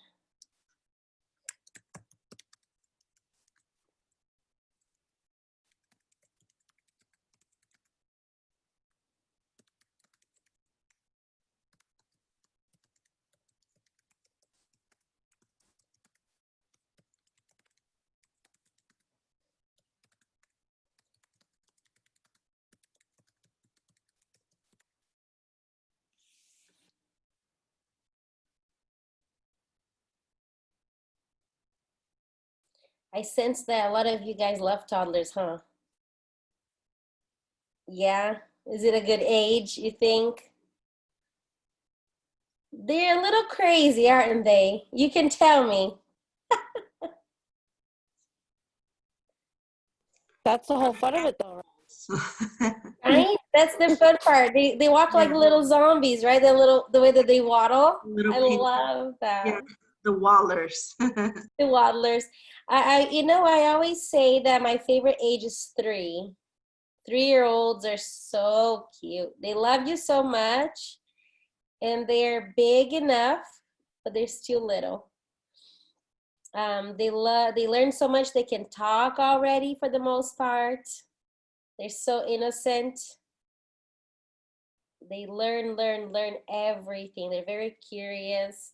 But then it's so great too when you teach older students, because they cognitively they're so prepared to do all that learning. Like my favorite age to teach was always my favorite grade to teach was always 4th grade, because they were so like they could write, they could read, you could have conversations with them about anything. And then for other teachers, it was like, no, they're so old. I like the kindergartners, or, I like preschoolers. I think everyone has a different age group that they really like working with. But when I taught, early learning, I really liked the 3-year-olds. Definitely the little guys were so cute. All right, great job. Yeah, it's a really hard age, Erica. You're right.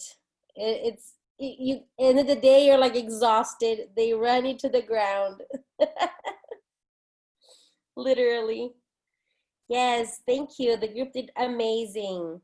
Great job. Yeah. And even with people that couldn't be here, you couldn't even tell, right? That was seamless. It was really great. All right. Yeah, I like what Otilia said about like child proofing. They can play without any, like, without you being worried. It has to be safe enough that you don't have to really worry about anything. That's so true. You shouldn't be like, oh, what's this, what's that. So you gotta know that it's safe enough. That was really clear during the presentation.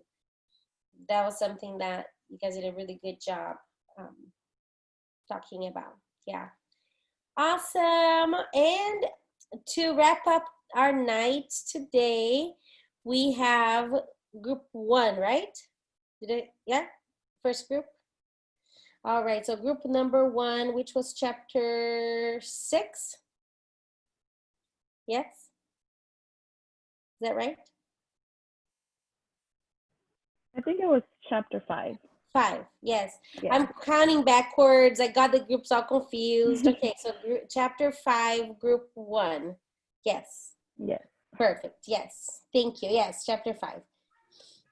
Because the last chapter that we did was chapter 4. Yes. Okay. Yes. Just going backwards, and then. I think ours is chapter 6, but we are group 4. Yes. Yes. Yeah. I'm all confused. The grades are all crazy now, but that's all right. That's all good. Okay, let's get started then. Chapter 5, we're gonna talk about the little guys, the little ones. So who's gonna be sharing? I will be sharing my screen, so I'll start it right now. All right, Diana, right? Yes. I see Christian now. Hi, Christian. How are Hi you? It's kind of busy right now. A lot of things just happened right now, and I had to focus on Zoom. I was like, oh, overwhelmed. But you made it. You made it. You're good. Yeah, So good to see you guys and see that you're, life is busy, but everybody's healthy, doing good, doing your thing. And it's good. Have you guys done your registration for summer yet? Yes? I hope to see you guys there. I'm excited. They give me another class to teach. I'm doing the assessment and evaluation. Hope to see you there too. I'm doing a bunch of classes. I'm like, okay, let's do it. It'll be fun. Hope that you guys have not forgotten to enroll because it goes fast. And fall, it's already packed. They already overloaded. One of my classes opened another section of the same class. So if you have to enroll right now because it's exploding. If you haven't done so, it's crazy. Enrollment's awesome. That's a good thing, right? It's a really good thing. It's going well. Everybody getting smarter by the minute. All right, I'll let you guys start. I'll stop joking around and wasting time and just giving you a minute to get situated and get started. All right. Okay, so I'm going to start us off with infants. So it's the developmentally appropriate physical environments for infants. Okay, let's do the next one.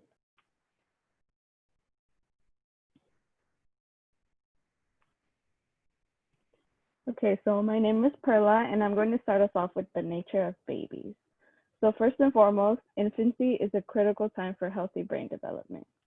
The way infants are better described as is natural little investigators or sensory motor little scientists. So in the first rapidly changing year of their lives, infants move from helpless dependence to mobile independence. So they go from communicating with cries and coos to understanding quite a vocabulary and using some words of their own, from demanding for physical needs being met quickly by anyone to particular needs for social responses from specific people. And they become very attached to a few very special people in their world. And they use all of their senses and their unfolding motor and manipulative abilities to explore their immediate world. So the main things that they use is their 5 senses. So they want to see, hear, feel, and taste firsthand. And something to remember is that every baby is unique with his or her own temperament, activity level, and their own particular need for sleep. So no two same age babies will be ready or interested in the same kind of exploring. And that was my part.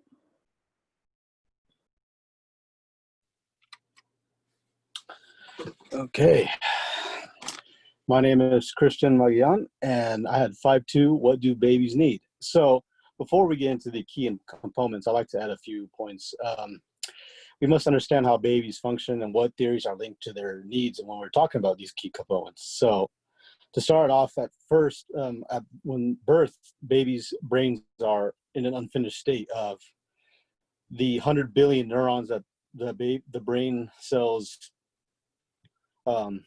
formulate. There are very few that are connected in synapses, which are networks. So basically, they are at that stage where their synapses starts to operate and they start to have little, what we call pathways, to where when they grow up, it's what they call pruning their brains for information.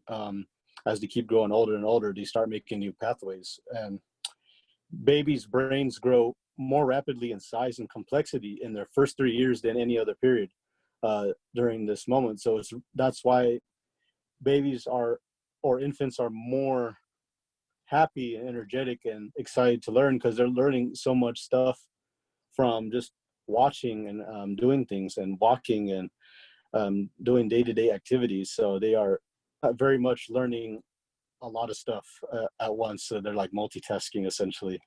The peak period for development of the visual cortex begins around 2 to 4 months, and then it peaks even higher at 8 months. So the visual cortex is that information that's stored. I want to say it's near the right side of the brain, I believe.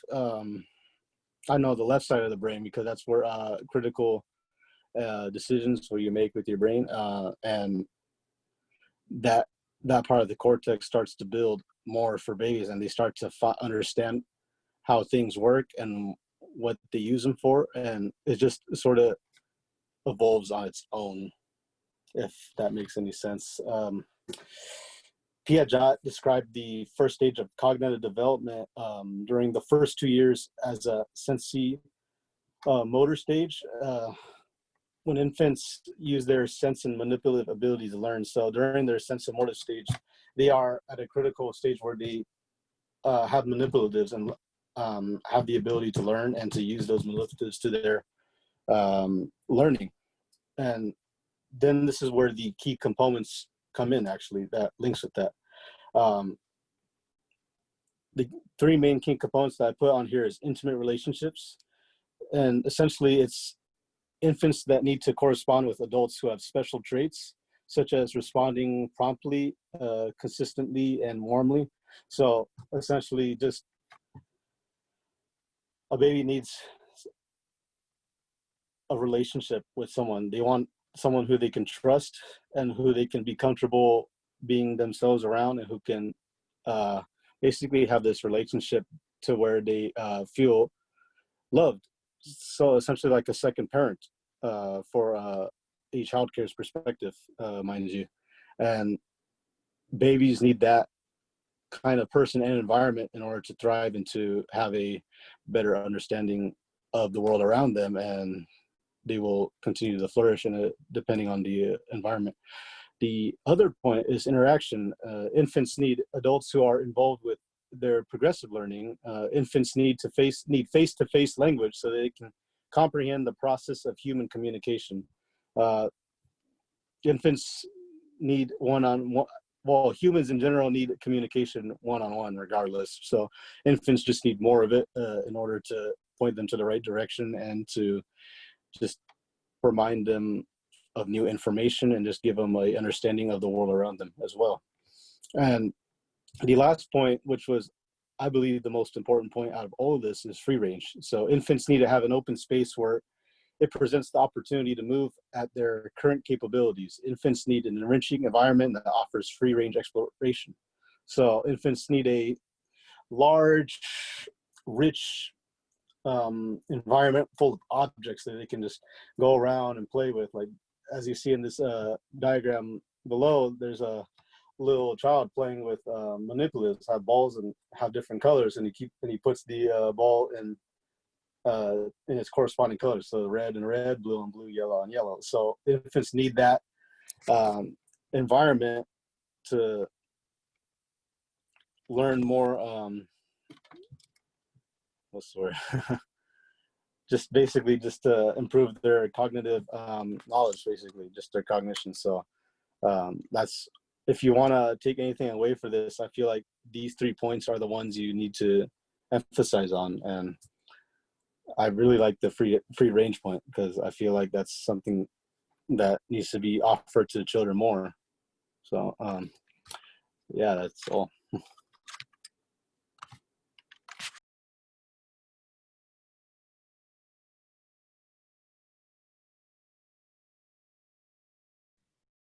Hi, this is my part. My name is Cecilia Moreno, and mine is the trustworthy environment for infants. That includes separate sleeping, caregiving, and active play area. And it's okay for babies to have their individual schedule. Babies are unpredictable, and that's okay. And so you need someone that's gonna be okay with that. You know, not all babies are gonna sleep at the same time. They're not going to eat at the same time, play at the same time. They might cry at the same time, but they might be just doing different things at different times. And so don't set like a set schedule and be like rigid, like, oh, the babies are not following set schedule. So expect the unexpected. Well-trained adults who are committed to nurturing infants' development, so that consistent responsiveness when caring for a child, they need to see the same faces. They need to trust that that person, when they cry, even if it's just like pay attention to me cry, that person's going to be responsive. And that's how that trust is built, and that confident that, you know, they're going to be cared for, you know, and their needs are going to be responded. Having a safe and trusting caregiver in a child's first year can have a lasting effect on the relationships that infant builds in the later years to come. So nobody understands that, you know, as they're infants, whatever happens to them, I don't know if anyone's exposed to these things called ECED, but, you know, as children grow, what they're exposed to is how their characters are built and who they are is built. And so making sure that the caregiver understands that they play a very important role. And so, you know, having a positive experience as an infant can help. Primary caregiver systems this means that each adult is primarily responsible for their own small group of babies. And so it's the same, you know, caregiver with the same babies. Obviously, if a caregiver attending to one baby, another one can step in to assist, but primarily like that's going to be their mama when mama's gone, or their, you know, caregiver when, you know, parents are absent. And then some families ask for continuity of care. So say some daycares are set up like where, you know, newborn to like 4 months is in one group, and then 4 months to, you know, etc. is in another group. But some parents can request like for that same caregiver to be watching them for the entire first year of their life. You know, it also builds the trust for, you know, the environment. You know, if a child has a hard time staying or they're crying, you know, having the same person might make it easier. The purpose for primary caregiving is to give each infant and family an opportunity to develop a special relationship of mutual trust and respect. So obviously, if it's like, unfortunately in childcare, the turnover is horrible. But when there is someone that is like in it and they're staying long, that respect and that trust is built with the parents, and they trust, like if you come and be like, oh, you know, baby needs this, or can we try this? The parents are more receptive of your opinions because they trust you and they respect you. So that's why it's really important for someone consistent to be working with infants. Small adult child ratio in small groups. Obviously, we all know that the smaller the group, the better like attention the children get. You know, sometimes the ratios, like proper care is lost within ratios. You know, I know that like infants, you know, it's a smaller ratio, but as they grow older, the ratio expands. And so having that small intimate ratio when they're infants, that's why it builds the trust and, you know, the nurturing and all that. And then systems for frequent and regular oral and written communication between families and caregivers. We all know that information is important, and we are not like computerized, so we don't remember everything. So having that system in place that has you where you're able to communicate with parents and they're able to communicate with you, like say you forgot, oh, I forgot to put down that, you know, Sally keeps putting her hands in her diaper. I forgot to tell mom that. But it's noted in the notebook so you can look back on it and you're documenting. So say something like she has a rash and, you know, they go home and it gets worse, but you documented it. And so parents, you know, can see. So it's really important to have that in set. Space suited to the perspective of babies. Obviously, when they're little newborn, like their little bassinets or their little sleepers, that's something that's safe for them because they don't need big spaces because they're little, and usually newborns just like to be like in their mother's little nook. And so when they're with the caregiver, like mimicking that, and as they grow older and they want to explore a little bit more, they're crawling, like obviously you're not going to keep them in a little nook. So maybe adapting as they grow is super important, you know, so that they don't feel confined and their, you know, their development is enhancing because they're able to explore and learn and discover. Oh, I was trying to click it. Diana, can you switch the slide? So a familiar place through environment organization for easy restoration and predictable patterns to accompany routine, sorry. So your guys' little faces are in the way. You know, the same people, same events, same patterns of things, labeled items. Items have a home and no clutter. You know, for older kids, a lot of things happening around them works, but for babies, the things, so tidiness is the best, you know, bet for little babies just because we want to keep them safe.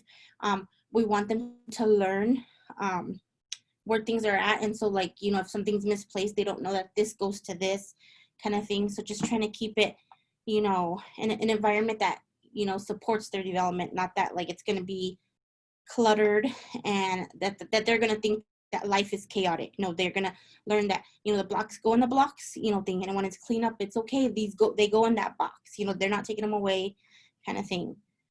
An environment in which verbal prohibitions are avoided. Be carefully prepared spaces for free explorations. So avoid restricting, like set up your space to, like, you know, you're going to have babies. So probably set up spaces that the babies can touch whatever they want, you know, because that's what we're trying to support is their exploration, their learning, their development. And babies learn with, you know, their mouths, their hands, their eyes. And so just preparing that space for them, you know, stop the nose. Like, you know, when I had my baby, like I would be like, oh my gosh, you know, like, don't touch this. And my mom's like, you need to stop saying no, remove the no, stop saying no. Cause I had like, you know, I wasn't used to having a baby. So I had all my little things like around the house and, you know, so she's like, stop saying no to him, remove the no. So that in a daycare, you need to remove the no's. Like if you know that's something that a baby shouldn't touch, it shouldn't be in their area. You know, make it a positive environment. Obviously, if they're doing things that are going to stress you out, remove that thing so that you're not stressed, so the baby doesn't, you know, feel that energy. They need to feel that they can trust you so that they can learn. Because if they don't trust you, they won't move. They'll like just stay there because they think they're going to get in trouble or you're going to be stressed. And so they just go off of your vibes and your energy. And then encourage exploration. Like it's okay for babies to get messy. And I am guilty of this. I need to learn how to be okay with that. You know, my son's 2.5 and he was eating an ice cream cone today and he doesn't eat it like the normal way. He eats it from the side. So all the ice cream falls out. And my husband's like, he's 2, just let him do his thing and then we can clean it. And so that's how babies do, like let them explore in their own way and encourage it. Like don't don't let them see you get frustrated, because that disencourages them, and then they stop trying, they stop learning, they stop, you know, feeling confident and trustworthy of their environment. And those are my slides.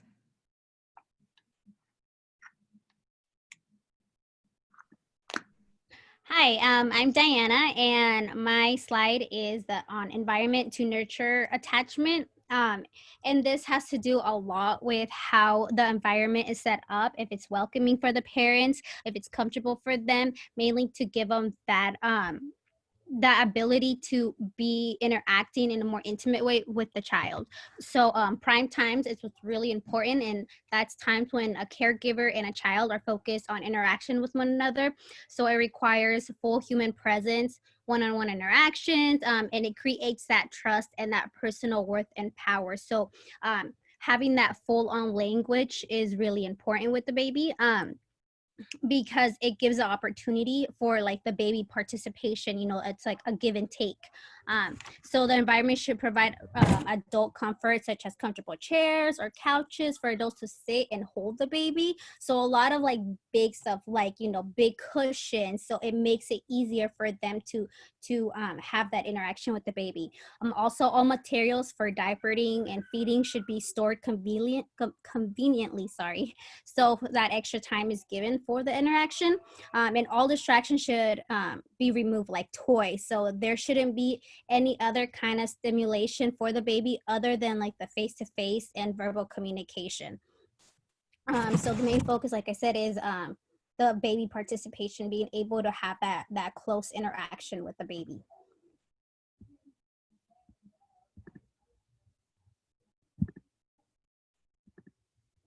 And the next one is also my slide. It's environment to nurture mobility. Babies should not be confined when they are awake. And this goes as they are continuing to develop, just like Ceci had mentioned. So they shouldn't be confined. A lot of times we end up putting the babies off to like a crib or like a restricted area because we see as a safety measure, because we're protecting them from the older babies that are more mobile. But by doing that, you're not allowing for their skills to develop. So plenty of floor time to practice developing skills is really important, because this allows them to practice lifting their head up, rolling back and forth, and crawling. So babies should not be put in swings, walkers, or seats for too long, because that also physically stresses them. All freedom that a baby can safely use is necessary for their mobility environment. So small spaces offers freedom to smaller infants. So if they're barely developing that skill, you know, lifting their head up, that's really important for them to have that smaller space. But once again, nothing that's like confining them from, you know, developing those skills. Larger rooms should be broken up to create security for babies, but shouldn't be a place of restriction. So if once the baby becomes more mobile, like crawling or taking those steps, a large room is important, but also making it a secure place where you're not constantly having to remove the baby from places or making restrictions for them. So such as the beginning of the development, that should be less restrictive. So that way they can practice being more mobile. And it also, so if you're limiting them from that, it also creates a frustration on them. And that was my slide.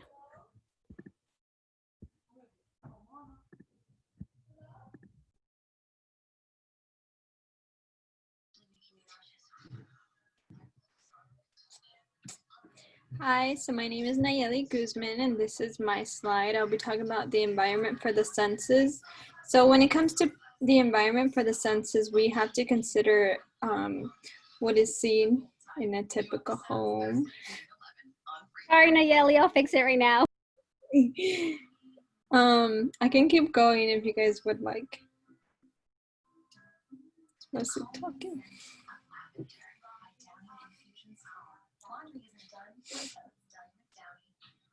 Okay, so when planning for the environment for the senses, we have to consider what is seen in a typical home, not just what you see in a preschool. in an infant room or even like a toddler room, babies in childcare center need to have an environment rich in sensory stimulation.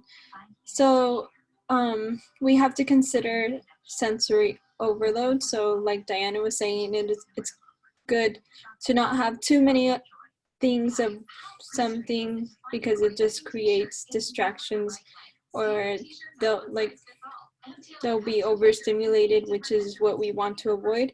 Try to find new objects of interest every now and then just as a note, there should be no sensory stimulation in any infant crib, and it should be strictly for sleeping, as it is a hazard for the babies. The environment of an infant is usually around 24 inches and below, so just like in a toddler class or in a preschool class where everything has to be at their eye level, you have to think of an infant where everything is at their eye level as well. So it should be rich of materials to stimulate all the senses throughout the room, all under those 2 feet, specifically for the baby. So here I have a couple of examples for each of the senses. So like for sight, you could have unbreakable mirrors around in one section, large colorful photos, a goldfish in an aquarium, prisms on the windows that reflect rainbows on the floors, and most of all, they should be able to see their peers because they learn from one another and they also love to look at each other. For touch, it doesn't always need to be plastic toys. There's wooden toys that they could play with, which offer a lot more exploration as well, and other objects. There should be things like squares of different carpet types, a rope mat, balls of yarn, dish scrubbers. It doesn't always have to be toys. It could be like basically anything. Especially, I don't know if you guys have noticed that babies kind of get the attention by random things, not just by toys. So yeah. For smell, you can leave the windows open while the grass is being cut, or the door open when the food is cooking, and just examples like that while cleaning or something. For sound, you could have, so for sound, many people like to use artificial sounds and nursing rhymes, but too much of it can mask the important sounds of human speech. So focus on real sounds in an environment. For example, the sound of a conversation between 2 adults, the sound of the little kids in another classroom talking or having a conversation, the soft language, the sound of a lawnmower, and even like the airplanes that pass throughout the day. And for taste, babies basically learn by not tasting, but like putting things in their mouth. So for one, you have to add new foods regularly, obviously during their snack times and lunch time and breakfast. And then they get sensory stimulation by mouthing objects. So toys also fall into taste. Just let them put things in their mouth, and that's basically how they'll learn. Obviously safe enough for them to not choke, obviously. Okay, next.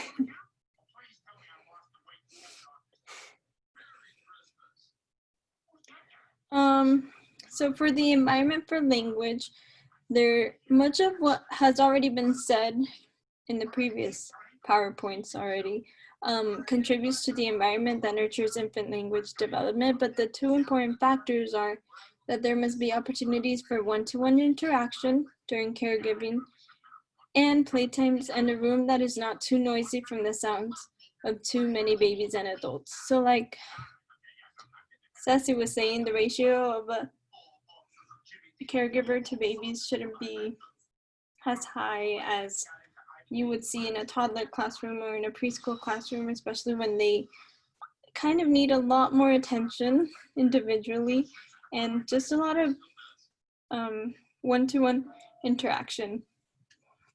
As caregivers, we should be singing and playing and play rhyming and simple action games with the infants.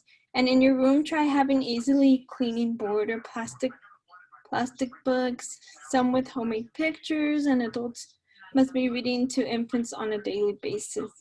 Reading to infants is so important. It helps them come across words that they do not hear often, and it opens up their language overall. So it's really good to be reading to babies, as they even tell you to start since your baby's in the womb. So as a teacher, it's good to be reading to them every single day.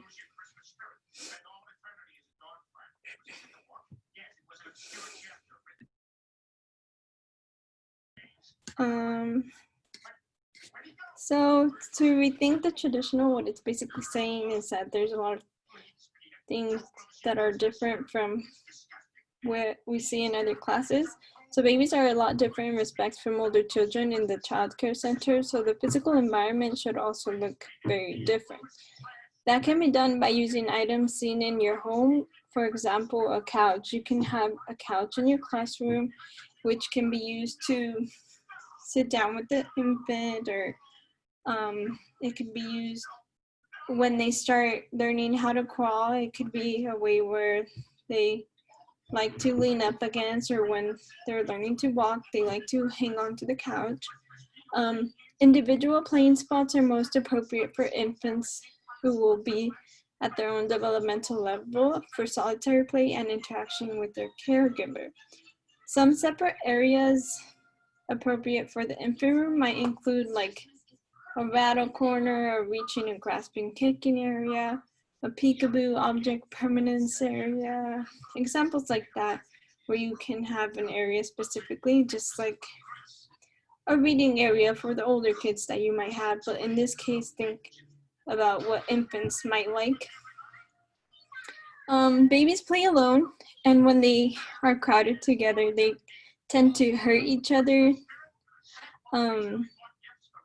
So learning centers for infants are more appropriate for individual learning and created once they are ready. So an example when a baby might be ready is like when they're ready to play with flour and water, you might sit them in a high chair for them to experiment on their own.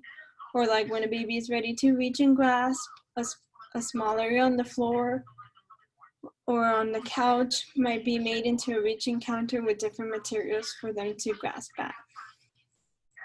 So yeah.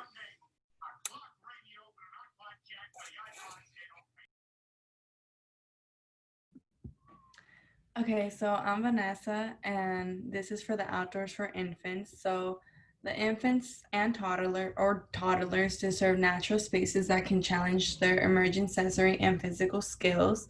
Same thing as like everybody else said. And then, no. And then the primary component of the environment is an alert and available, enjoys being outdoor. And then the shade is important for tender skin, even if created from the canopy. And then the crawlers enjoy ramps, tunnels, or cardboard boxes to crawl in or under. Same thing as like Nayeli had mentioned, like they just have like different options, I guess, they can go through and like stand on when they like start to walk.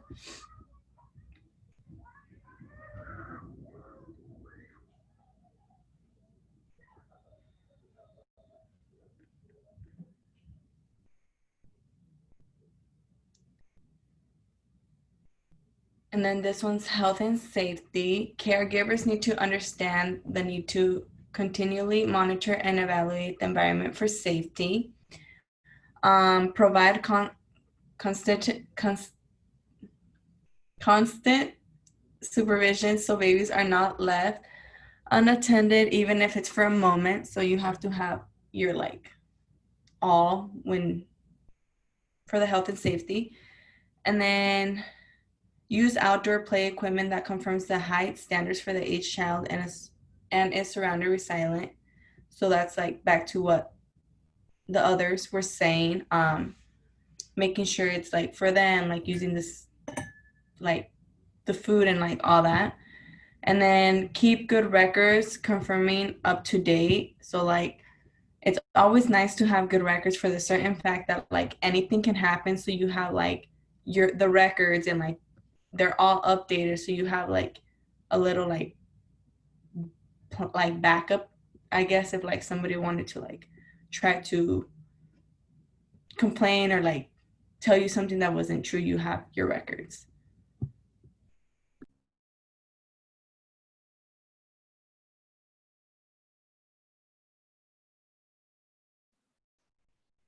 Hi, I'm Utilia, and I'm doing the materials for the infant rooms. So caregivers need to provide materials for all developing needs like sensory and manipulative exploration. So this can include stuff for the playtime, napping, and feeding. So here's a picture where playtime, you'll have mats and rugs, little grasping toys, so stuffed animals, those foam balls, blocks, and softballs. Reaching gyms, which I think this picture has a little reaching gym in there, so dangling things coming down. Simple dolls, just kind of soft, not too hard for them. Stacking cones and unbreakable mirrors, because babies really love to look at themselves. For nap time, it's pretty simple. Cribs for sleeping, mobiles. They would need sheets on them depending on the age of the infant. They did talk about some blankets, but it was all just depending on the age. This one also, for feeding, was high chairs or infant chairs for them. They did say infant chairs took up less space than the high chairs. So yeah, so that was it. And that's mostly it for the materials for the rooms.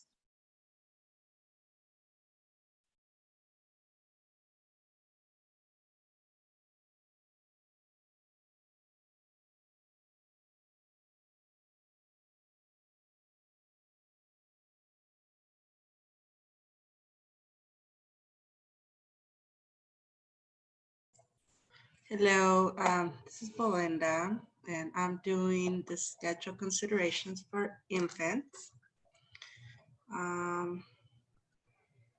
I don't see my notes, but I'm going to read off of what I have. So the special considerations for infants, you always have a good morning communications. You always have to have a good communication in the mornings with the parents, always asking them, how did the child sleep? Did they sleep good? Did they already had a bottle? Did they have their diaper changed? Did they, any concerns, always up front as soon as they walk in, have the morning communication. And then when they pick up the child, do the same thing. The schedules is set according to their physical needs. Usually infants and toddlers are on demand. They eat when they're hungry. It doesn't matter. I mean, if you feed them at 1 hour and then a half hour after they're hungry, you might want to give them a little bit more food because they're always in demand. Play and sleep when child is feeling tired or sleepy. They usually same thing is with the bottle. They eat on demand. They eat when they're hungry, and you feed them. And when they're sleepy, then they can take a nap. Even when, like for example, for me that I have a daycare at home, I have different ages. So always the babies that I care for are on demand. Even if I have a set schedule for like the toddlers and the preschoolers, I still had to follow their schedule. So they have different set of schedule for the infants. Allow children enough time to do their own things at their own times. So usually with infants, I have a transition to where we put them on their tummies for a certain amount of time, and you let them play. But there's other times where the baby, if you put him on his tummy, he or she not gonna want to be on their tummy. So then you have to transition into something else right away after that.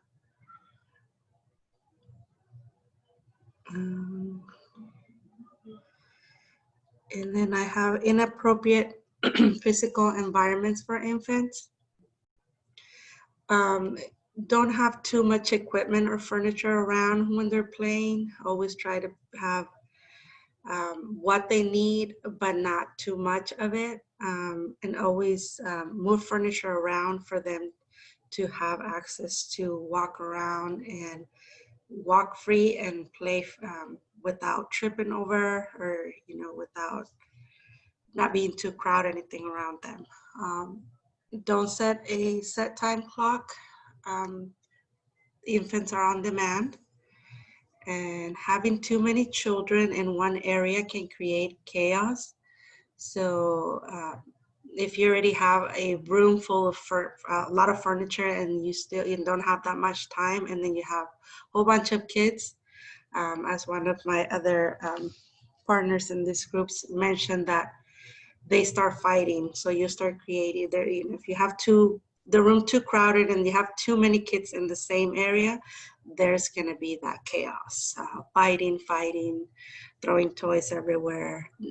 So always limit the children's 4 children per person, depending on the size of the room or the area where the children are at, and so the way they can have space enough to move around.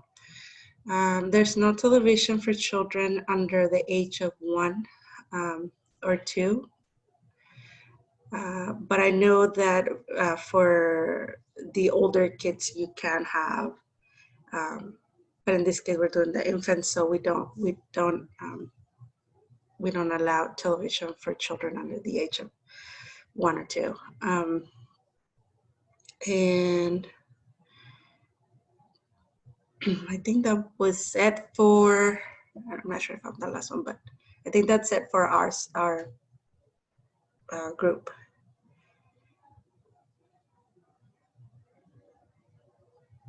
Oh, there are my notes. Hey, great job. Good job, you guys. Hey, use your buttons. All right. Don't sleep, you guys. Wake up, wake up. Everybody's like so quiet. I know we mute ourselves to make sure, right, that there's no crazy noises. I know the dog or the kids or whoever is right there, or yourselves, like you don't fall off the chair. I know, I get it. It's crazy. You guys did really great. I want you guys to go ahead and write a positive comment and feedback to the group in the chat box to everyone, so everyone can see. All right.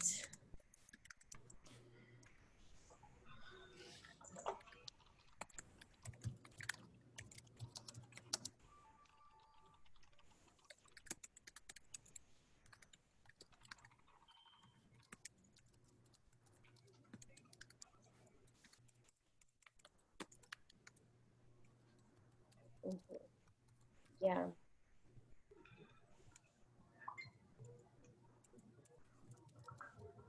See, it's 9:05 and we did it just right on time.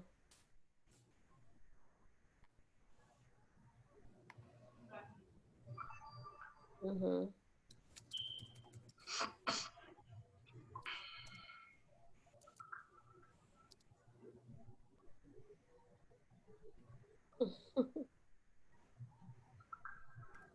Sassy, let's remove the no. Right?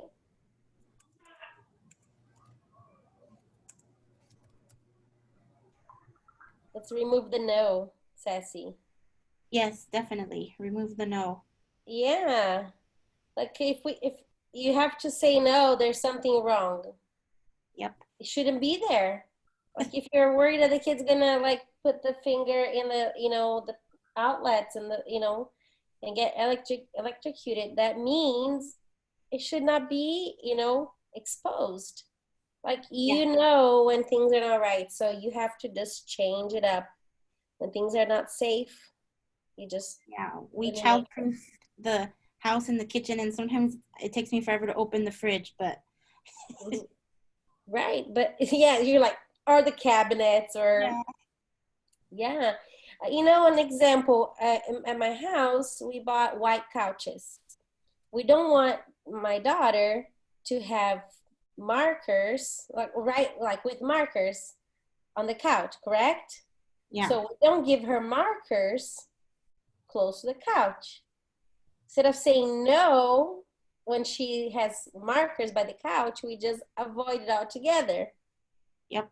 There's never a marker by the couch. So she never has that problem. So she's happy, doesn't even know why she doesn't color over there. She doesn't understand, she doesn't even know. And so we don't have to have that discussion.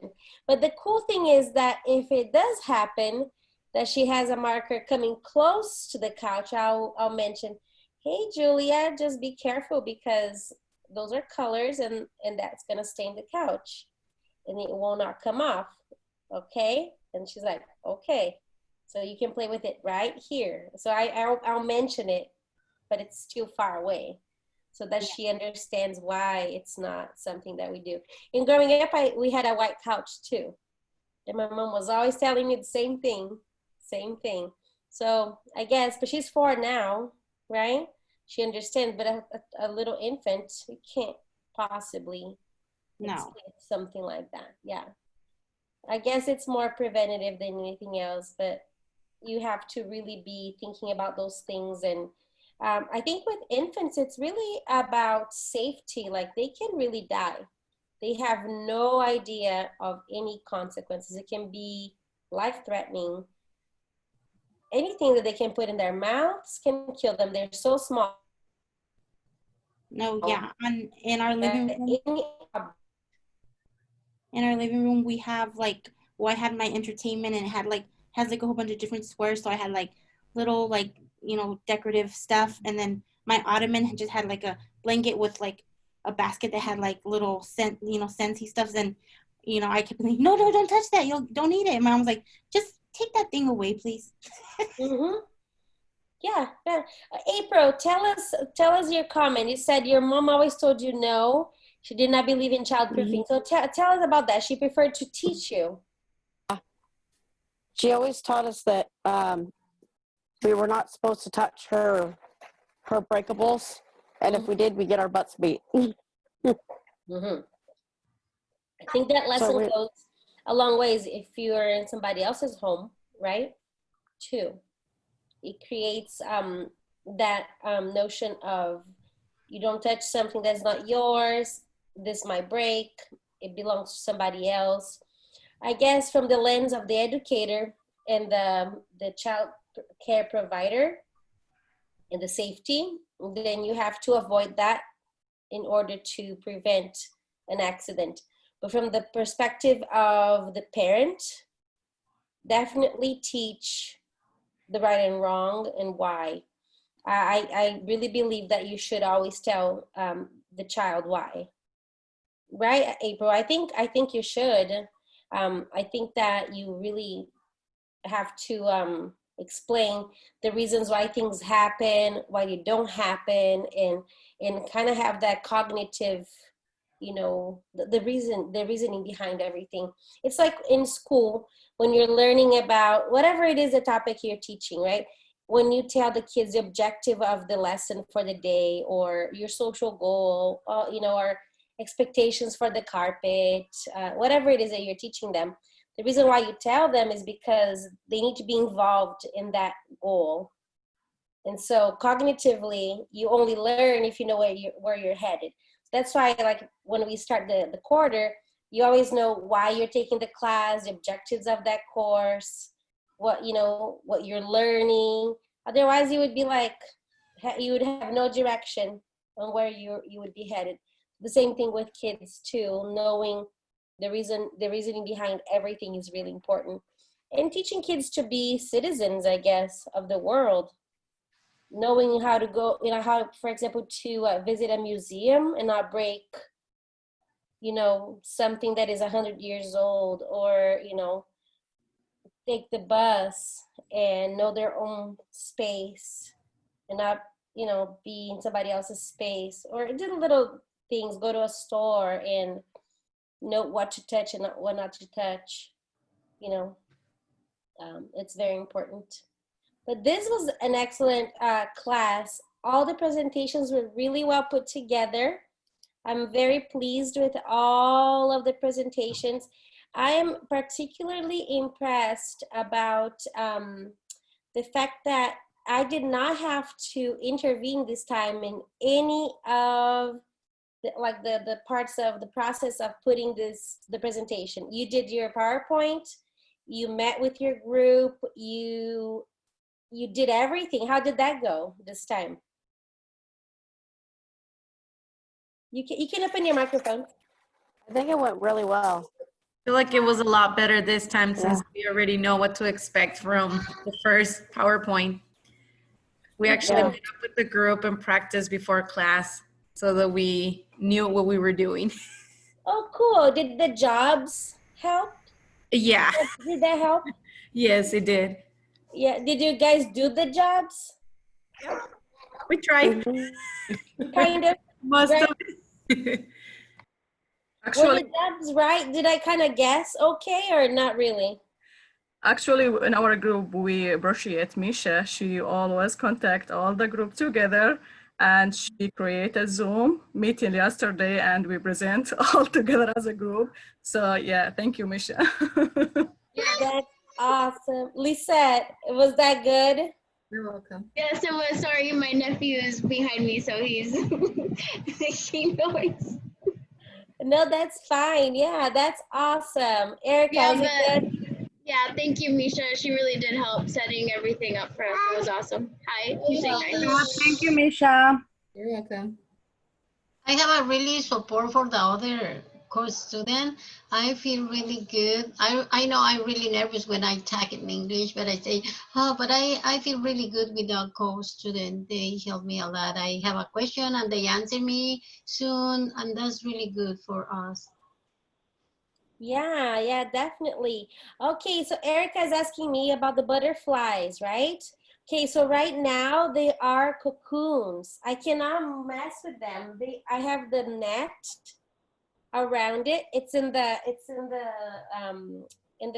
hallway right there, but they are in the little lid. So after they got really big, the caterpillars got really thick and fat. And then they go all the way to the lid and they get stuck on the lid and they form a cocoon, but they hang by like a little thread. And so you have to open the lid and they kind of hang. So you can barely move it. And then you put it like that, like the lid open. And now I put the little net around it. Because any day now, they're gonna become butterflies. I know, it's super cool. Let's see if I can get it. I'll move it slowly. Let's see if I can.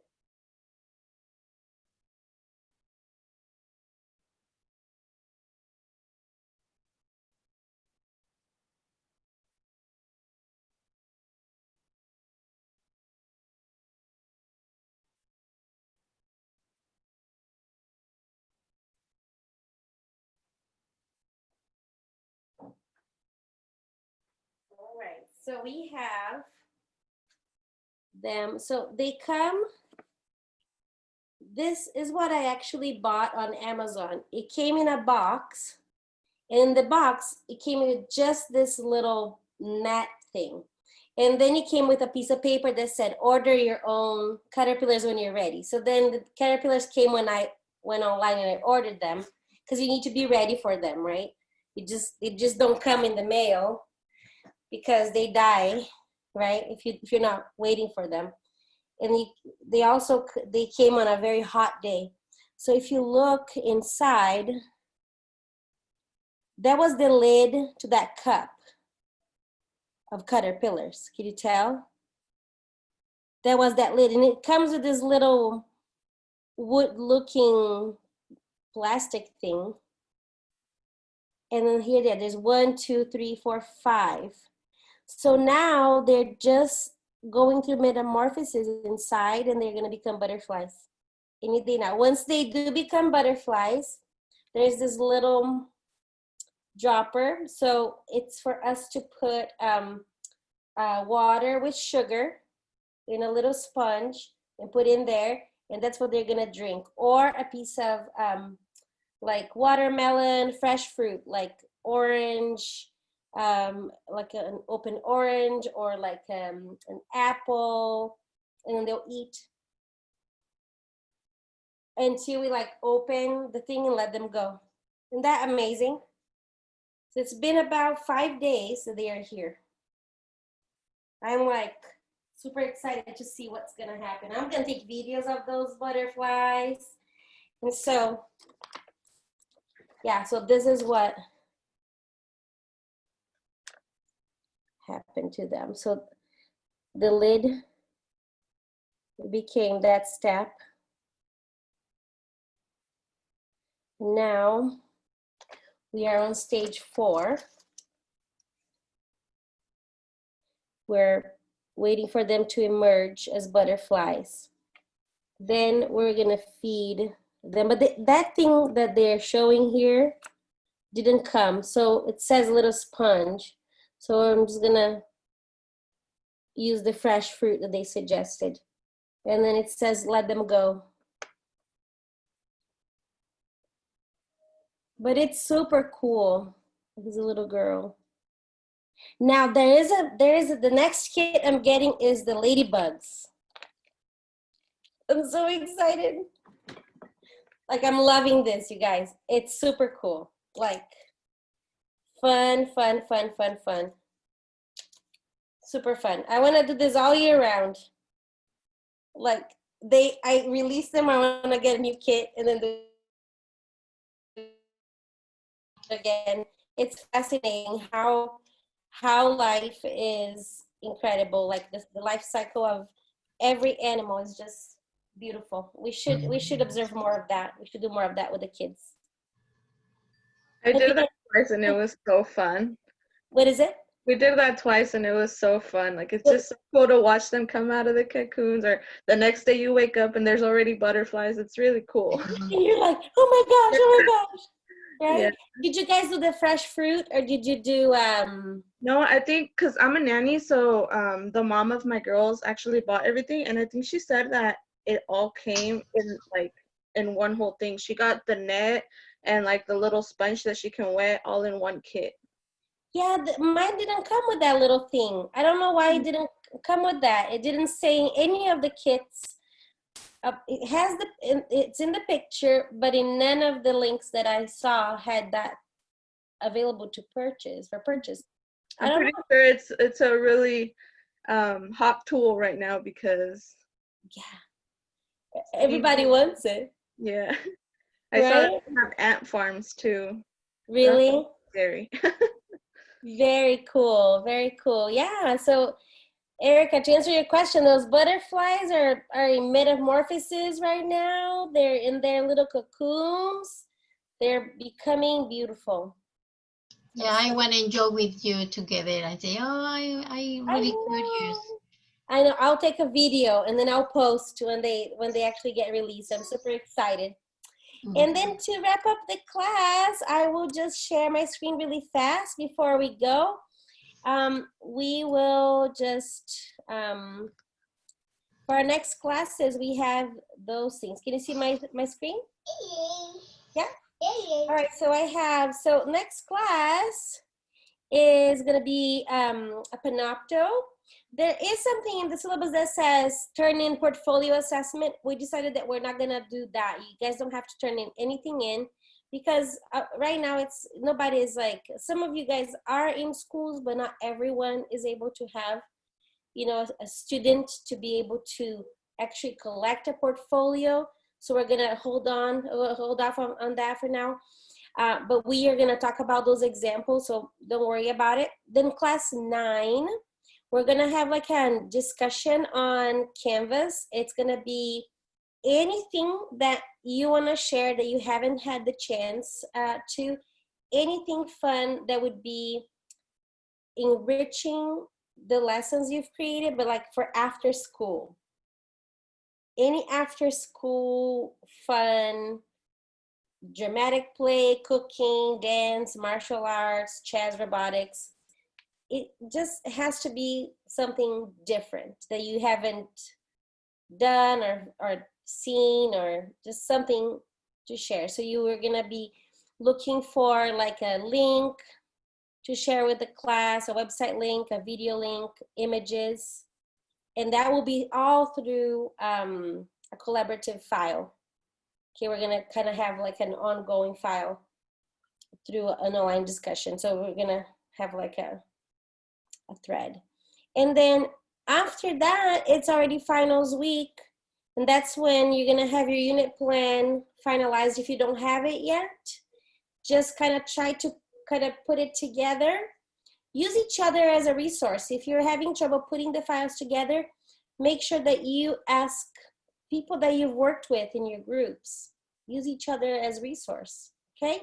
And then this is the link right here that I've actually posted on today, and I did post as an announcement.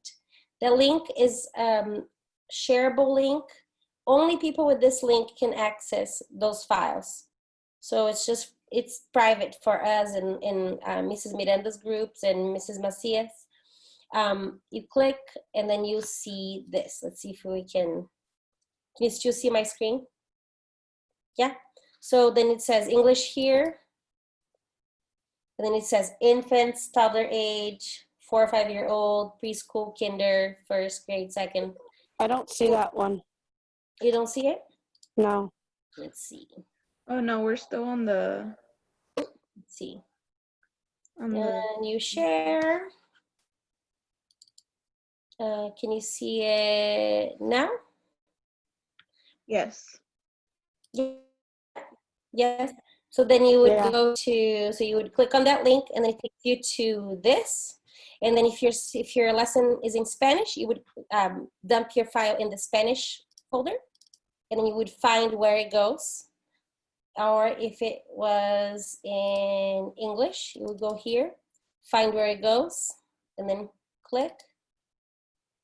And then you would just dump it there. Make sure that you name your folder. You know, something that would make sense to you. So you would go here and then put like new folder and then name it, like, for example,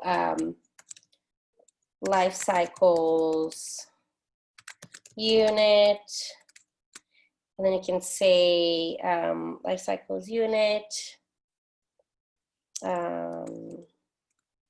You can even say if it's just spring, or it could be like winter. Sometimes, let's say it's just a Christmas unit. You could say Christmas time, depending on what it is. You could even say like the time of the year, if it makes sense. Or just say life cycles unit. You can even just also put like toddler, depending on where you're putting it. But you don't have to. If you're putting in the right folder, you don't have to. The life cycles unit, create. You created a folder. And then you dump your files in that folder. Does that make sense? Yeah. And then you have it there. Make sure you have all your stuff. And then you're good to go. And then let's see my PowerPoint. Can you see my PowerPoint? Yes. And then that's it. And then after that, we're done. Then class 10 is our last class. Can you believe it? It's so fast. It's been super, super, super fast. I cannot even believe it.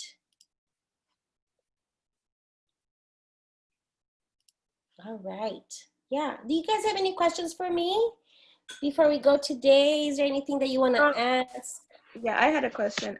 For what you just explained is we will be turning in all of our curriculums weekly curriculums. Is that what you mean? Putting it in one file? Yes. Okay. So you're gonna do like you get your unit, your week 1, 2, 3, 4, and then you compile everything into one Word document. And then your first page is gonna be a cover page. Mm-hmm. And then some of you already created like a table of contents that say like page 1 is week 1, page like 1 and 2 and 3 is week 1. Week 2 is would be pages like 4, 5, 6. And then you're gonna have like week 3, and then week 4. And then you're gonna have a list of materials would be on page 10, list of books, page 11, and then like resources, whatever you wanna have as part of your unit. Make sure that you have all the information. Then the cover should have your name, if you did on your own, just yours, and if you did it with a partner, both of your names, the year that you created, so that's important. The standards, you could create a list of standards, like a little mini, like a report card with all the standards that you have like on top for the objectives. You could put those into a spreadsheet, like put all the 4 weeks together. You could compile them into a spreadsheet, and that could be a checklist that you go around the room at the end of, your whole unit. Okay, so this kid has all those. Okay, that kid met all of those. You could have like a whole unit, like full unit objectives for music and movement. Those are all the objectives for the whole unit. Math, all of those. Hey, cute little one. Misha, she's so cute. All of the objectives for language and literacy, and then all the objectives for let's say language and literacy, math, science, social studies, all of the content areas that you're teaching throughout, even social emotional learning, all of the little details. You could write that there. It's not a requirement, but it would be very cool, especially if you're gonna use it, and especially if you did that and everybody did that, you could actually use each other's units without having to recreate the wheel. So another component that I mentioned would be having newsletters for parents, or any communication that goes home, like, hi parents, this week we're going to have show and tell on Friday. Please send blah, blah, blah, blah, blah for show and tell. Like any communication, or hi, today's Friday, happy Friday. Today, this weekend, I would like you to watch this YouTube link with this Read Aloud, and then have the link. On Monday, we're going to have the kids dance and sing the song from the link, or whatever, something that you have the parents do. The idea is that you copy paste that and actually send to the parents when you use that unit. We want people to grab the unit and go, like literally. I wanted you guys to use this, like pretend, or not pretend, really feel that you are like co-workers. Mm-hmm. Because a lot of times you don't have people that you can collaborate with, even at work. Like if you might have a co-worker that you teach with, like the same age group, or you have like a teacher that teaches 3-year-olds, or sometimes you don't. You're the only teacher that teaches 3-year-olds, and then there's one that teaches 4, the other one teaches preschool, and then you're the only one that is doing all the planning and all of that. If you have a bank of lessons ready for you, like this cohort becomes everybody's a colleague. And if it's well put together and the lessons are cool, and you have the letters ready, the links ready for the parents, it's one less thing you gotta do. You look good, you get to work well, and then you have the materials ready. You can give it to your director and say, hey, those are the books I need. This is the list of books that I'm gonna need for next month when I start my next unit. Like, let's say it's December, I'm gonna need this, or in the spring, I'm gonna need this. This is the materials. I need to buy 20 little vases for us to plant seeds. I'm gonna need caterpillars. I'm gonna need for a butterfly unit. I'm gonna need, so you can plan ahead your whole year.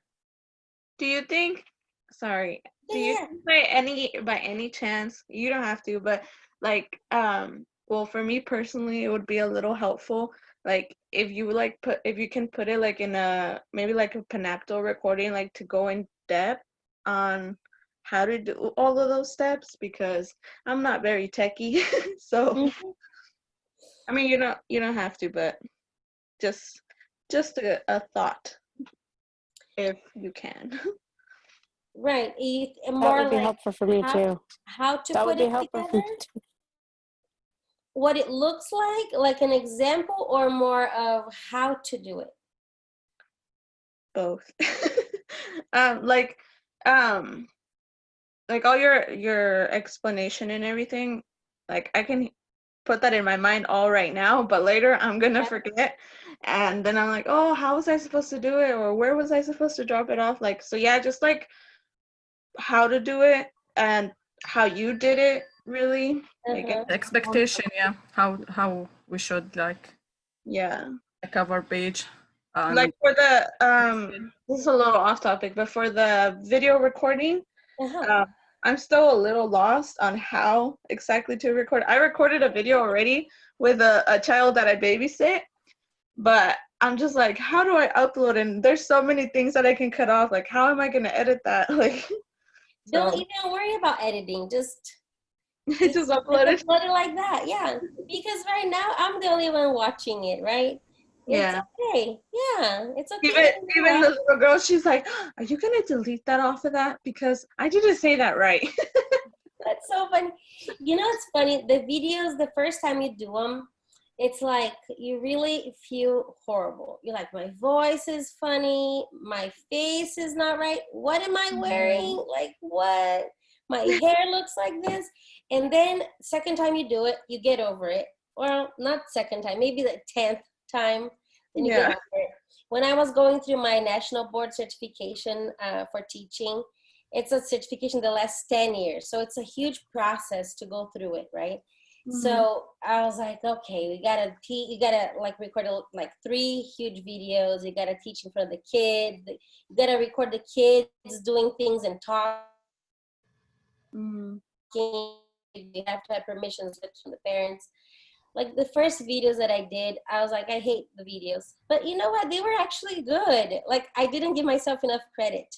But then you record yourself and then you re-record yourself, and then at the end of the day, you're like, that was actually good. When you stop and think, right? You're like, yeah, like, well, how I recorded, I was like, I don't know if I'm doing this exactly like the directions, but let's do something. I'm gonna teach you something. And you respond to my questions, and we did a craft and we did some math, and that's awesome. That's awesome.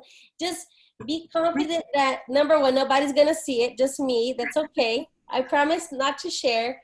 And 2, remember the second, third, fourth video will be better than the first one. Just know that. And then, you know, third thing, we are headed to this new generation of, you know, online videos, and we have to adapt. We're gonna have to learn to do this. Who knows how many more quarters we're gonna have to do online classes and even connect with kids in this platform. We might be teaching preschool if they don't change the guidelines. Like they want kids to have like to be 6 feet apart in a classroom. How's that gonna work? Even for preschool. It's really frustrated. I worry about my kids like learning right now, and one hour per week for Zoom meeting it's nothing for their learning. Exactly. Even for my 3rd grade daughter, she have like a like 20 minutes or less, and okay, there you go. I worry about because she forgets how to like write or typing. She missing like how she do it. It's just like 2 months, maybe less than, but they like missed a lot. That's worry about. Right, that's worrisome, right? But that's Yeah. the new you know, way of teaching, the new way of learning. Yeah, one hour every day for practice is not enough because they was spending like 7 or 8 hours each day. So that's horrible. No. Definitely.